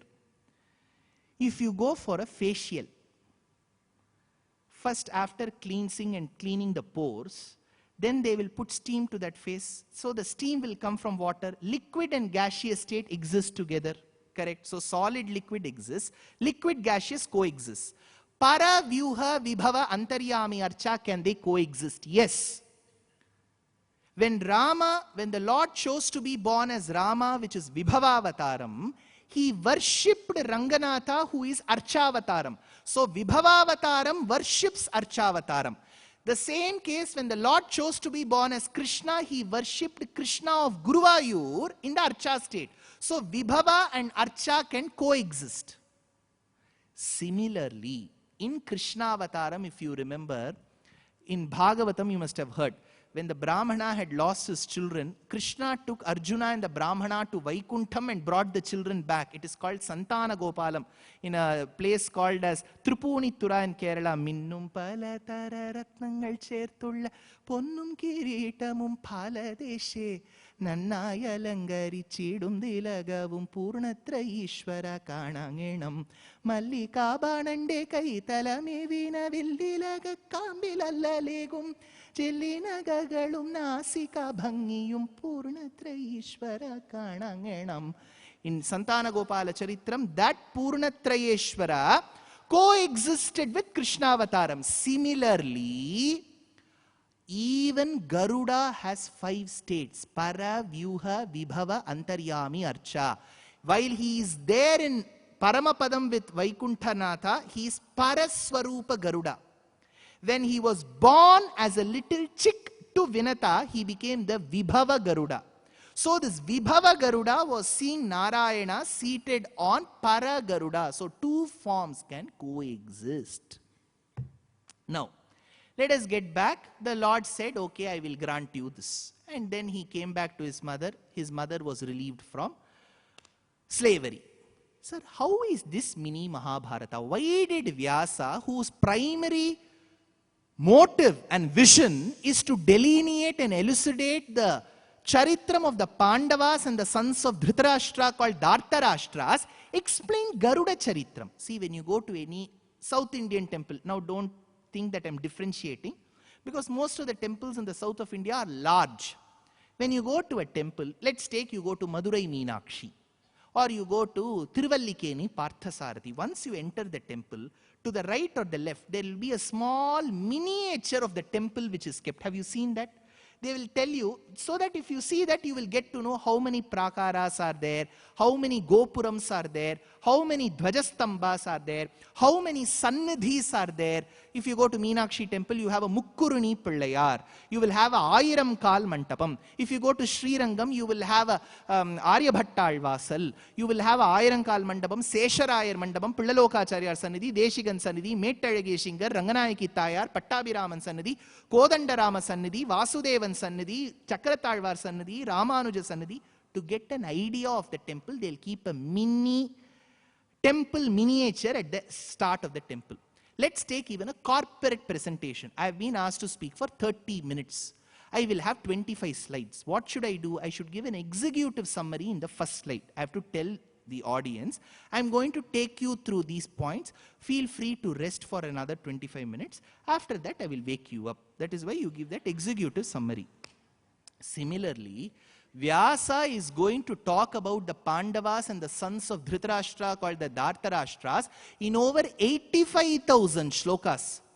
So we are the listeners, viewers. So at the start he talks about Garuda Upakhyanam because Garuda's Charitram is mini Mahabharatam. How? In the Mahabharata, what do we understand? Pandu and Dhritarashtra were brothers.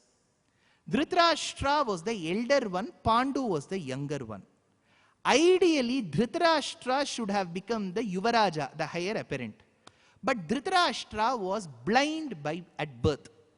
In those days, the rule was to become a king, you should be physically fit. You cannot be handicapped. Now don't say Helen Keller has achieved so much, why did they look down upon physically? Don't apply today's rules to our Puranas. Till 1970, peacock flesh was consumed in Rajasthan. Peacock. Even in Sundarakandam, if you go through Ramayanam, when Hanuman went in search of Sita, he goes to Ravana's kitchen. He finds different meat that was cooked. He says, Varahanam cha bhagashaha. Pig, pork was cooked.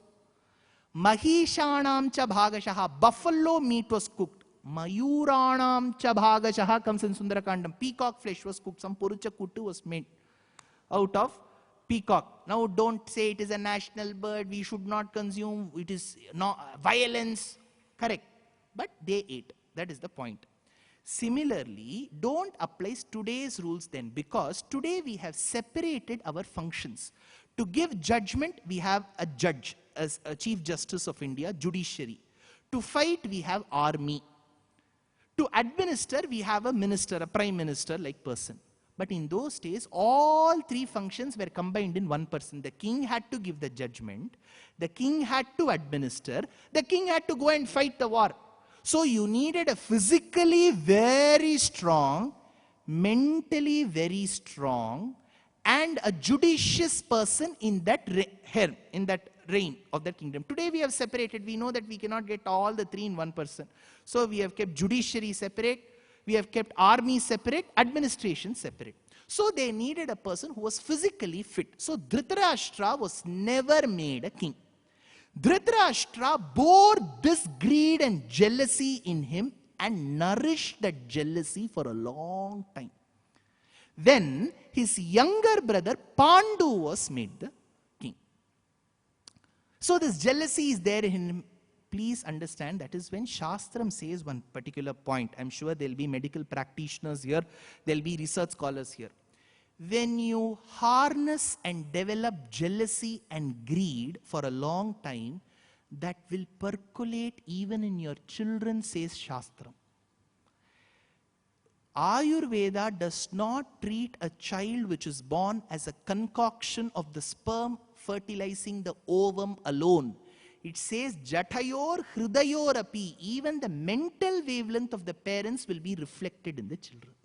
See, if Duryodhana, Dushyasana were victims of jealousy, it is because the father was nourishing jealousy. So this Dhritarashtra became jealous, Pandu became the king, but Pandu had his own set of problems. He was married to Kunti. After he was married to Kunti, in a few days, there was a siege at Madradesham.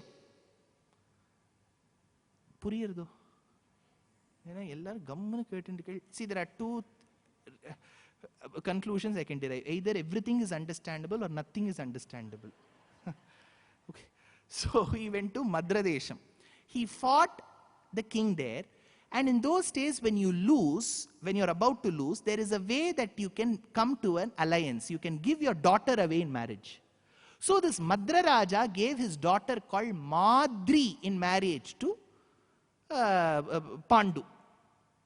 Pandu's wife Kunti, who was just married a week back, was telling her friends, my husband has gone on on-site project. I will get it in different currency. We have opened one NRE account. When he came, whether he got that currency or not, one lady came along with him. She was a bit flabbergasted.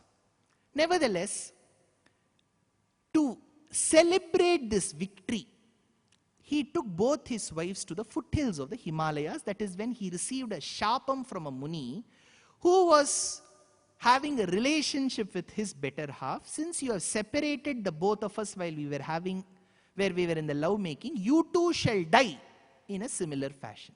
That is when Kunti invoked the boons that she had. She said, I have done one correspondence course. I will have children without your intervention. And she produced 3.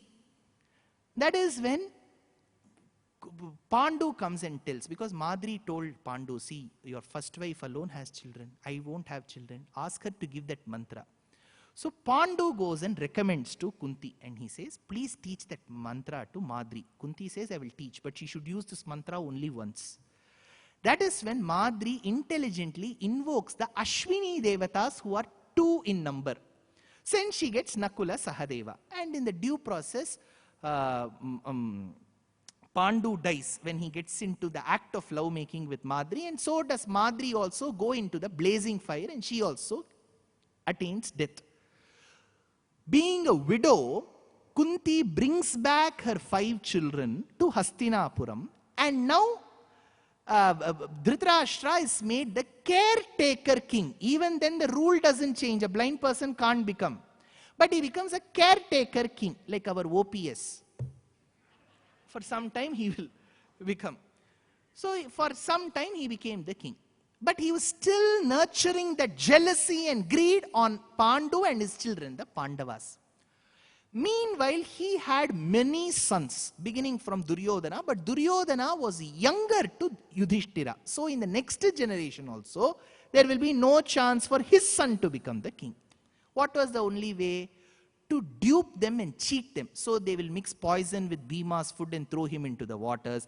They constructed a Lakshagraham full of inflammable materials so that they will die when the palace is being burnt. Every step, the Pandavas survived. Why? Vedanta Deshika says, Panjavarai Palavagayil Kattar Vandar. Just because Krishna's eye glances were on the Pandavas, they could survive every attack. After all of this, when they got Kandava Prastham has one small anecdote there. Kandavam was a useless land of Kurudesham. And Dhritarashtra said, you please take this and you rule. What will they rule with that useless land? You know, some of them, when they gift to others also, they will choose.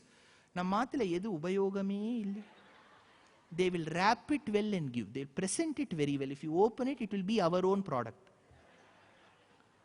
So he gave one useless land called as Kandavam and said, may you live happily, Yudhishthira.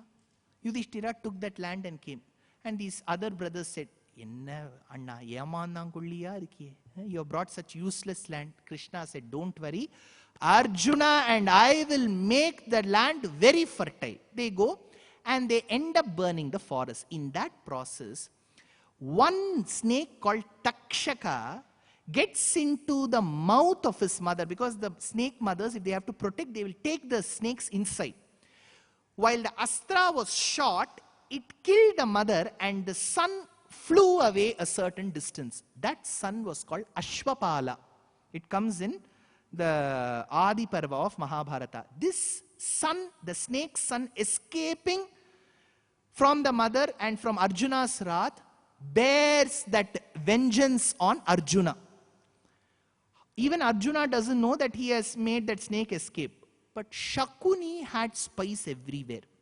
He knew of this. That is why when he fights Karna, he invokes Ashwapala, ties that Nagam to the astram shot by Karna and sends it to Arjuna. Then what Krishna does is he digs that particular piece of rectangular land 1 foot deep and goes 1 foot down, so that that astram which comes aiming at Arjuna's head takes away his crown. Even then Ashwapala is not able to avenge the death caused to his family members on Arjuna. Later this Ashwapala's father Takshaka kills Arjuna's grandson Parikshit. You're able to get the connection there? Now let us come back here.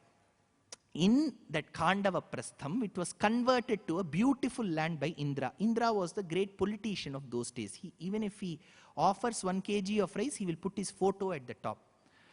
So he said, since this land has been converted into fertile land, from now onwards, Khandava Prastham will be called by my name. It will be called Indraprastham. Indraprastham is the current day Delhi. Now, to obtain Indraprastham, Duryodhana hatches a plan with the help of his uncle Shakuni. You must have heard this somewhere. Shakuni's father died. He took that bones and made 2 dice and he did all that comes. It is not there in Mahabharata. Where is it found? Only in WhatsApp. That bones were converted to dice. He rolled it. Whatever he says, the dice will listen. It is all censor-filled dice. All this is not there in Mahabharata. He had done PhD in how to gamble. That is the only thing mentioned. Now he called Yudhishthira to gamble. And what was Yudhishthira? Kindergarten. He is PhD, postdoctorate. Now both of them gambled. Naturally, Yudhishthira lost in that gambling. In that process, what he should have done when the things were pawned, Shakuni should have said, done, you have lost. Intelligently, he asked Yudhishthira to pawn his brothers as well. And when finally Yudhishthira had lost himself in that gamble, he said, pawn your wife. That is when Ekavastra Rajaswala, in her menstruation, she was menstruating. At that point in time, in her periods, she was brought to that Sabha Mantapam. And rest is history. You know, Krishna came and gave those clothes and they protected her. Now, then they had 12 years of Vanavasam and 1 year of incognito. After that, they come back. Even then, Duryodhana says, no, you have not completed that Ajñatavasam. I saw the sun did not set by the time you had come. And he says, you have to go for another set of 12 plus 1 year. Whereas Bhishma in their own party says, no. I have seen the Panchangam, they had completed. But Bhishma's voice was never heard. So the Mahabharata Yuddham is called for. Krishna's fights on the side. He doesn't fight, he's on the side of the Pandavas. And then Arjuna, all these days he was telling, let those sons of Dhritarashtra come, I will vanquish them in the battle. Every day news headlines, Arjuna says he is waiting for the war. On the day of the war, he said, they are all A-positive blood group. We are all Facebook friends. Duryodhan follows my Twitter handle. He puts like on every post, so I will not kill him. Krishna said, all these days you made such calls for, you had war cry and today you are selling A positive, B positive. You are giving all these dialogues. That is when Krishna said, don't think that you are killing Duryodhana, you are actually killing that Papa Prachura's body. You are not killing that Atma. See, this can be intelligently used by terrorists also. Terrorists can say, see, we have not killed the person, we have just killed that material body. So don't let this video go viral. Okay. Yaar the Hamama, yaar the Hamas. Hamas will know. So don't tell them. Now Krishna gave him the quintessence of the Upanishads. It is called Gitamritam. Remember this? Sarvopanishado gavaha dugdha gopalanandanaha partho vatsaha sudhihi bhokta dugdham Gitamritam mahat. So only after he gave that Gitamritam, Arjuna was cleared of all those mesh of illusions and contradictions and he fought. Correct? Now how is this comparable to Garuda? Like how Vinata and Kadru were co-wives, Dhritarashtra and Pandu were brothers. Like how they tamed snakes and the birds as their children, here they had 5 sons and 100 plus 1 Yuyutsu as their children. Like how Kadru had jealousy and greed on Vinata, Dhritarashtra developed jealousy and greed on Pandu.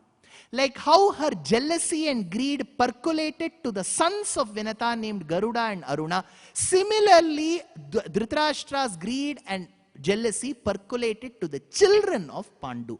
Like how she duped Vinata by covering the tail of Uchchaishravas with her sons. Here using Shakuni, they gambled and cheated upon the Pandavas.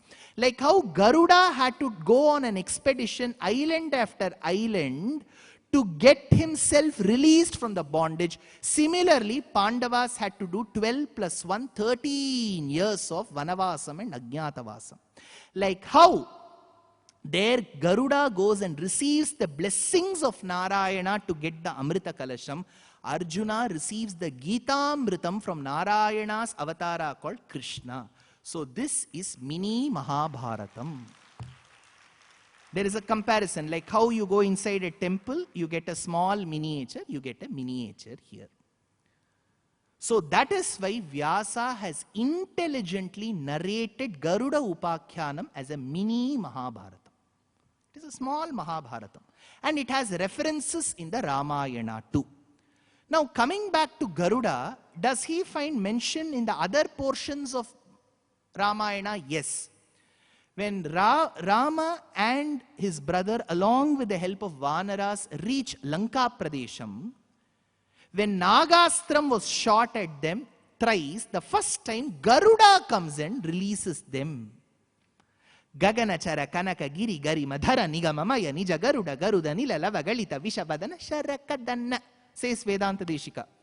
When they were all tied with snakes bearing virulent poison, Garuda flies. Here is the shlokam. Vainateyena samsprishtas tayo samruru varnaha suvarne chatan snigdhe tayora shurbabhu vatuhu. When Garuda emanated the noise and he came, immediately the snakes went into the holes of the ground. Remember, like how I am dealing with Valmiki Ramayanam, there is a regional version in the Tamil called Kamba Ramayanam. In Kamba Ramayanam, in Yuddha Kandam, there is a portion called Nagapasha Padalam. That is, Garuda comes and releases Rama and Lakshmana and the other Vanaras from the snakes. There is an anecdote associated with it. When Kamban, 1000 years back, had composed 10,348 verses of the Ramayana in the Tamil, he had to go seek testimonials from great scholars. He went to Srirangam. Initially, the scholars who will agree with great Vidvat, they'll say, there could have been a small full stop. How much ever the person tries to impress upon cooking, somebody will say,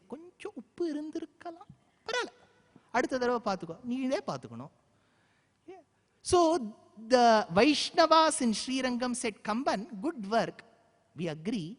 But if Vaishnavas support Ramayana, it is not something to be revered. The Shaivas should accept your work. You go to Chidambaram. So Kamban went to Chidambaram.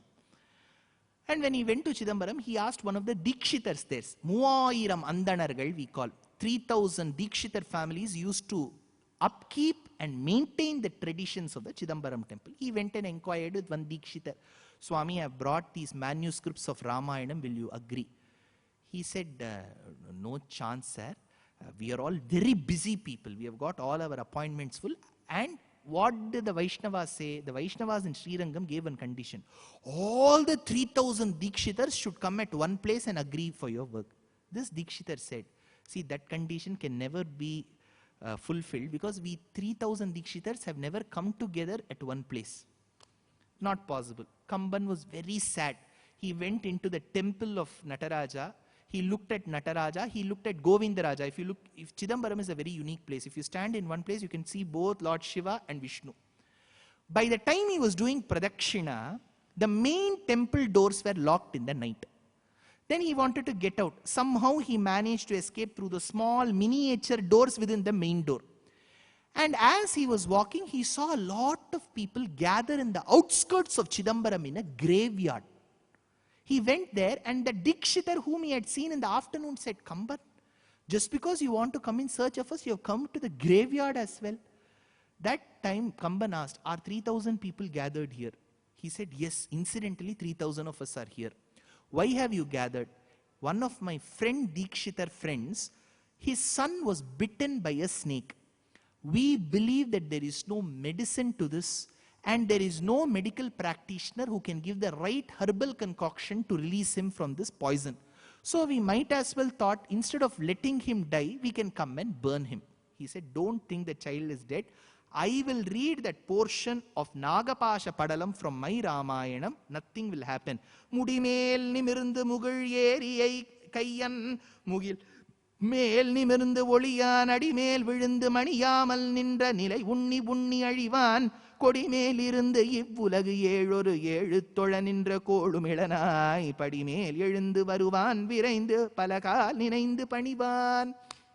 As he read the verses from Nagapasha Padalam in Kambaramayanam, it is said in the anecdote that the boy was brought back to life. So, Garuda's intervention in the Yuddha Kandam of Ramayanam is interesting. But again, I'll tell you one point. When Garuda arrives in the scene in Lanka to release these snakes, Rama asks one question. He asks, who are you? There is one shlokam in Ramayanam. He asks Garuda, who are you? Garuda looked back. Ennaya kete? Oma tuki, tuki, tuki, tuki, evalavu naala tukintu irukken Swami. I've been carrying you for long and you're looking at, asking me, who are you? That is when my Pracharya, my Acharya Karunakaracharya Swami's father, Srinidhi Swami, gave an interesting anecdote. It seems when Garuda left Vaikuntham to help Rama in Lanka, he saw Jatayu there. Jatayu was given moksha by Rama, and Gachalokan Anuttaman, Jatayu's new address is Vaikuntham Cross Street, Vaikuntham Main Road, Vaikuntham. So Jatayu is in Vaikuntham. When Garuda wanted to come to Lanka, Jatayu called and said, Garuda, come here. Rama may end up asking you, who are you? Garuda asked, why will Rama ask like that? He is Narayana, right? No, no, no, no. In this avataram, he says, I am normal Ram. Atmanam manusham manye Ramam Dasharathatmajam. मैं आप ही के जैसा एक मनुष्य हूँ. मैं हूँ D Ram. He is Dasharatha's son, right? We have a problem only with N Ram. So I am D Ram. So I am D Ram. He will say. So that time, he may try to pose himself as a normal human being living very close to the monorail. Normal person, he'll say. But you go tell him, Rama, you are asking me who I am and you are posing yourself as a normal human being. If you were a normal human being a few months back, how did you end up giving moksham to Jatayu? Can a normal human being give moksham to Jatayu? You ask, says my Pracharya. Now, here Garuda came and released Rama. In Krishna Avataram, do we have reference to Garuda? Yes. When Vasudeva carried Krishna in the fruit basket, crossing the swelling waters of Yamuna, Vedanta Deshika says, Shrutimayo vihagaf paritah prabhum vyacharadashu vidhuta nishacharaha anujagamacha bhutarapannagas putamanadi manidvipa ganodvahaha. Because when Krishna was born, it was pouring cats and dogs. The water level in the Yamuna river had risen. So when Vasudeva was ferrying Krishna from one bank, which is Mathura, to Gokulam, the waters were, it was flowing at the highest speed. So whenever we have floods, what do? We throw relief packets from air flight. So Garuda had to fly at the top. Just that Garuda came at the right time. He didn't come after 3 days.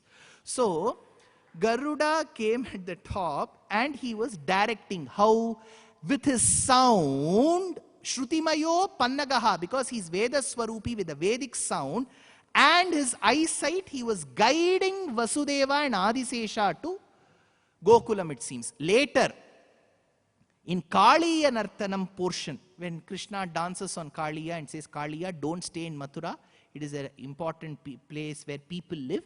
You go to Ramaniyaka Dweepam, either go to South America and live in the Amazon River. That is when Kaliya asked, see, if I get out of this pond, your vehicle Garuda will come and eat me. I don't want to die at the hands of Garuda. What can I do? Krishna said, Garuda will not do any harm to you. How do you know, Krishna? When I danced on your hoods, my Shankha Chakra Lanchanam fell on your hoods. So when Garuda sees this tattoo, he will not come and hurt you. So this Garuda comes there too. Now in Govardhanodharanam, Vishnu Puranam says, when Krishna, after lifting Govardhanam and protecting the bovine race for 7 days, restores Govardhana Parvatam to its original position, and while the inhabitants had left to their original places, Krishna sits on the top of a boulder and is playing the flute. Indra, whose arrogance has been brought down, searches for Krishna. He is not able to spot. That is then Vishnu Puranam says, Garudam cha dadarshochair antadhvanta gatam dvija. Finally, Indra spotted Krishna, because atop Krishna, Garuda was flying and providing him shade, it seems. So in Govardhanodharanam also Garuda features. Next, when Krishna had left to Pragjyotishapuram, some people say it is Assam, some people say it is Thailand, where Narakasura thrived. So when he left Dwaraka in Gujarat to go there, Garuda came and said, you can sit atop me and I will take you and Satyabhama to Pragjyotishapuram. That is where, in reference to Garuda, Vedanta Deshika says, when the inhabitants of Garuda said, in Dwaraka said bye to Krishna, the inhabitants in Pragjyotishapuram said hi to Krishna, it seems. The shlokam is read. You're able to understand why? Because the speed of Garuda is so high that you can say bye here and hi there. I remember some of my very, very super seniors in Pilani used to state, in 1980s and early 90s, when they used to write letters to their parents that this vacation I'm coming, the letter and the person used to reach home at the same time. It will take that long.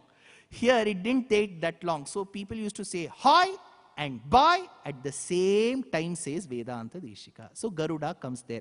And you know about Gajendra Moksha Vrittantam, where the Lord sat on Garuda, but Garuda got physically assaulted there. Because Garuda did not know where the Lord wanted to go and protect. The Lord went and sat on Garuda and said, go! Garuda said, put the drop point. See, if you go to Ola, you have to say where the drop point is. Right? If you in Chennai, if you don't put that drop point, he'll say, Ungala kundu setruven sir. So you may not want to go to Vaikuntham that early. So you have to put that drop point. So here the Lord had to tell, go to that lake. Pull ஊர்ந்து சென்று நின்று ஆழி தொட்டானை தேனமர் சோலை மாடமா மயிலை திருவல்லிக்கேனி கண்டேனே, says Tiruvangay Alvar. So be it Gajendra Moksham, be it Ramavataram, be it Krishnavataram, Garuda plays an important role. Finally, in the Alvar levels, we need to discuss two. Before which I have to deal with one small point here. In Garuda Upakhyanam, Garuda was the vehicle to the Lord. Understandable. I said mini Mahabharata is Garuda Upakhyanam. In Mahabharatam, who was found in the flag where Krishna and Arjuna were seated? Hanuman, Kapidhvajaha, sir. You only said Garuda will be found on the flag. How did Hanuman come?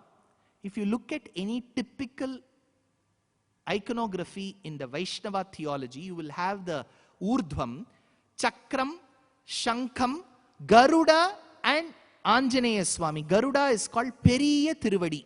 Periya Tiruvadi doesn't mean 13 size bata food. Periya Tiruvadi means the one who serves the best at all points in times. Hanuman is called Tiruvadi. So, Garuda's Periya Tiruvadi should be in that motif of that Krishna's chariot. But why is Hanuman found? Because in Vanaparva, when Draupadi asks for a flower called Saugandhika Pushpam, Bhima goes to Gandhamadhana Parvatam. On his return, he spots Hanuman. He has a small altercation with him. Towards the end, Hanuman says, I bless you, my dear son Bhima. I will also bless your dear brother Arjuna with victory. How? Asks Bhima by being present in that flag atop that chariot. So Hanuman said, for that period 18 days alone, let him keep me in that chariot's flag. Now Garuda had to relinquish his original position. See, generally in elections, sitting MLA, if he has to be replaced, he has to be given some other position. So Garuda said, if you are removing me from the flag, where will I go? Andal answers this to this question. She says, Garuda pervaded the form of the horses. Remember, when Krishna narrated or gave Gitopadesham, who listened? Sir, we did not listen, sir. Maybe Arjuna and Velukudi Krishnan Swami must have listened. Who listened? Huh? Arjuna listened. See, Arjuna listened. Arjuna will ask questions. Arjuna uvacha. Then Bhagavan uvacha will answer. But Andal says you're missing the point. One side Arjuna is listening. The other side the 4 horses are listening. Who are the 4 horses? Garuda has pervaded them. Who is Garuda's avatara? Periyalvar. So Periyalvar, who's Garuda's avatara, nurtured his daughter called Andal. So when people, journalists, we have famous journalists, nation wants to know. When journalists went and asked Andal, at such a young age, how are you so mature? Even after becoming 70, 80, we don't get maturity. At the age of 5, 6, you are mature. How, Andal? She said, my father taught me. She had a learned father. She said, my father taught me. Immediately the journalist will ask, Barkha will ask, how did your father learn? You learned from your father. How did your father learn? That is when she says, when my dear Krishna gave Upadesham, where do you think my father was? He was on the other side in the horses. Meimai peruvartai Vishnu chittar kettiruppar. He was inside the horses. So Garuda is essentially Periyalvar. That is why in Srivilliputturu, if you go, in the center you will find Vishnu as Rangamannar. On one side you will find his consort Bhumi Devi, who is Sakshat Kshamam Andal. On the other side, in the place of Periyalvar, you will have Garuda. So this is called Bhagavad Gita Ratham. Because Bhumi Devi Narayana, there is Garuda, who is the horses. So here, coming back to Periyalvar's Charitram, Periyalvar is Garuda himself. That is why he is called Vishnu Chitta. And Garuda is called Vedatma. So both can be derived using Tatpurusha and Bahuvrihi Samasam in Sanskritam. Last portion. 750 years back, in a small hamlet in the now bustling Kanchipuram, was a hamlet called Tupul. And in Tupul, in the Gotra of Vishwamitra, was born a consummate dramatist, a poet extraordinaire, a sagacious dietitian, a lesser-known mathematician, a polyglot and a polymath called Vedanta Deshika. When Vedanta Deshika, after a brief tenure in Kanchipuram, left to a coastal town called as Ahindrapuram, which is called Trivendipuram near Kadalur, looking at his Vidvat, some of the locals gathered a snake charmer and said, why don't you release your poisonous snakes towards him? Being the great Mantrik and Yajva, Vedanta Deshika recited the Garuda Mantram. And the snake didn't do any harm to him. Instead, when Garuda came and took away that snake and went, it was based on this snake's activities and pastimes and exploits that the snake charmer had a comfortable livelihood. He started crying, sir, I came to hurt you, now the snake is gone.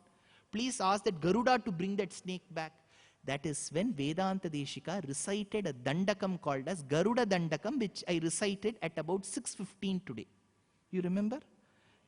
I said this is Garuda Dandakam. That was recited to bring. Why did I recite? Because Shastram says, when you listen to Garuda Dandakam or anything related to Garuda, reptiles will do no harm to you. Even if the city is flooded, the snake will cross your house and go and will do no harm. One. And if you have Nagadosham or skin problems, it is good. Now don't ask me which is the patent which says that if you recite Garuda Dandakam, eczema will go. That you have to test it yourself. If you don't have skin problem, don't ask for that problem. If you have that problem, recite Garuda Dandakam. Now, in Prahlada Bhakti Vijayam, Tyagaraja uses Vinata Sutarara using Prahlada. When Prahlada was tied with serpents and put into the waters, it seems Prahlada said Vinata Sutarara, Vinata Sutarara. And there is one meter. It is called Garuda Gati Bandham. It's a very interesting point. Please make note of this. 750 years before, Vedanta Deshika deploys a meter in Sanskrit called as Garuda Gati Bandham. The shloka goes like this. Kavyaya sthita margavyaja yata gamargaka kamada jagadasthitye rangapungava paduka. If you put all these letters in concentric circles, then when you take the first letter to the second, third, fourth, fifth, sixth, you will get the pattern of how an eagle flies in the sky. It is called Garuda Gati Bandham. So Vedanta Deshika has deployed, they were so much observing of Mother Nature that they would observe the bird, how they fly. You know, seagulls have a way of flying. Eagles have a way of flying, and they converted that into that shloka. This is found in Paduka Sahasram. Be it Garuda Gati Bandham, a ragam called Garuda Dhvani, be it Garuda's presence in our Acharya's life, be it Garuda's presence in the Ramayana, Mahabharata, Vishnu Purana or Bhagavata, Garuda is found everywhere. And to our topic, listening to Garuda Upakhyanam is listening to the entire Mahabharatam itself. So with this, today's lecture, I have taken 1 minute more than what was given to me. I am sure the lectures have been, I have been ordained to deliver these lectures in English, which is a Mlecha Bhasha. Why not in Tamil? Some people had written to me, yes sir, Tamil la pesa matengre. Because the Fine Arts Society feels that the quintessence of our scriptures should be deliverable to all communities.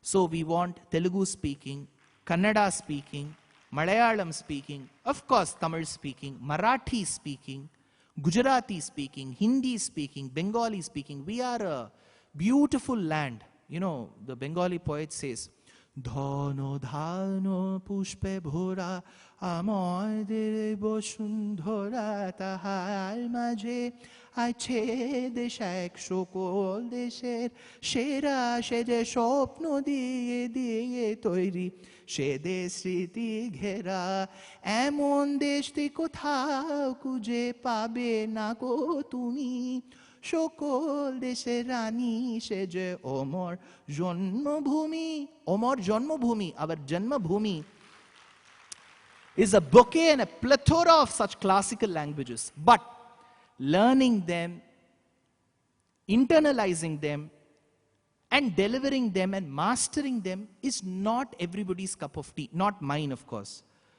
So I cannot speak in Telugu one day, Kannada one day. We are not polyglots. So the only language that our Purvacharyas have linked us with is Victoria Maharani's language. So English is the link language. And we have no vengeance or bad feelings towards any language for that matter. Let's use English and let's unite. That was the Fine Arts Society's thought. So my lecture for today and for tomorrow is positioned in English. So each of you have a duty. I know today was a working day.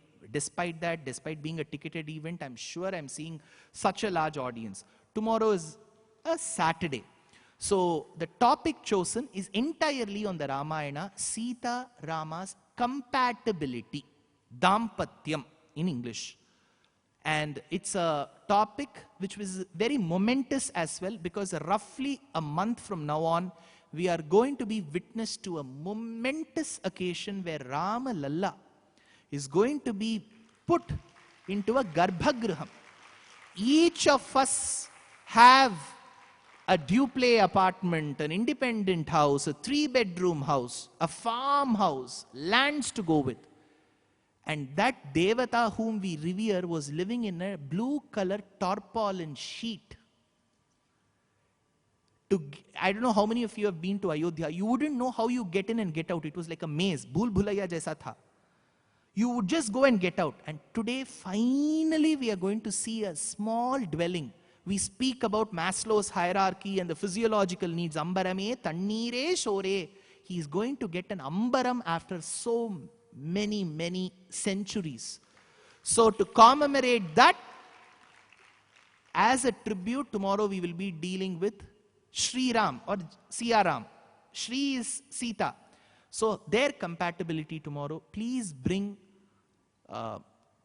many of your friends who are not generally used to listening to lectures. Tell them he's not, after all, not that bad. So try, test him. Let this be a placebo for them. And I tell them that though I keep the lights on, if they move in the middle and they exit the auditorium, I take no offense. And I won't be looking at them. I'll just give them the same smile as what I would be giving to a person who sits through the entire lecture. So please feel free to join us for the lecture tomorrow as well for Sita Rama's Dampatyam. Kavitarkika Simhaya Kalyana Gunashaline Srimate Venkateshaya Vedanta Gurave Namaha Swastif Prajabhyah Paripalayantam Nyayena Margena Mahim Mahishaha Gobrahmanebhyah Shubham Astu Nityam Loka Samasta Sukhino Bhavantu. Namaskaram.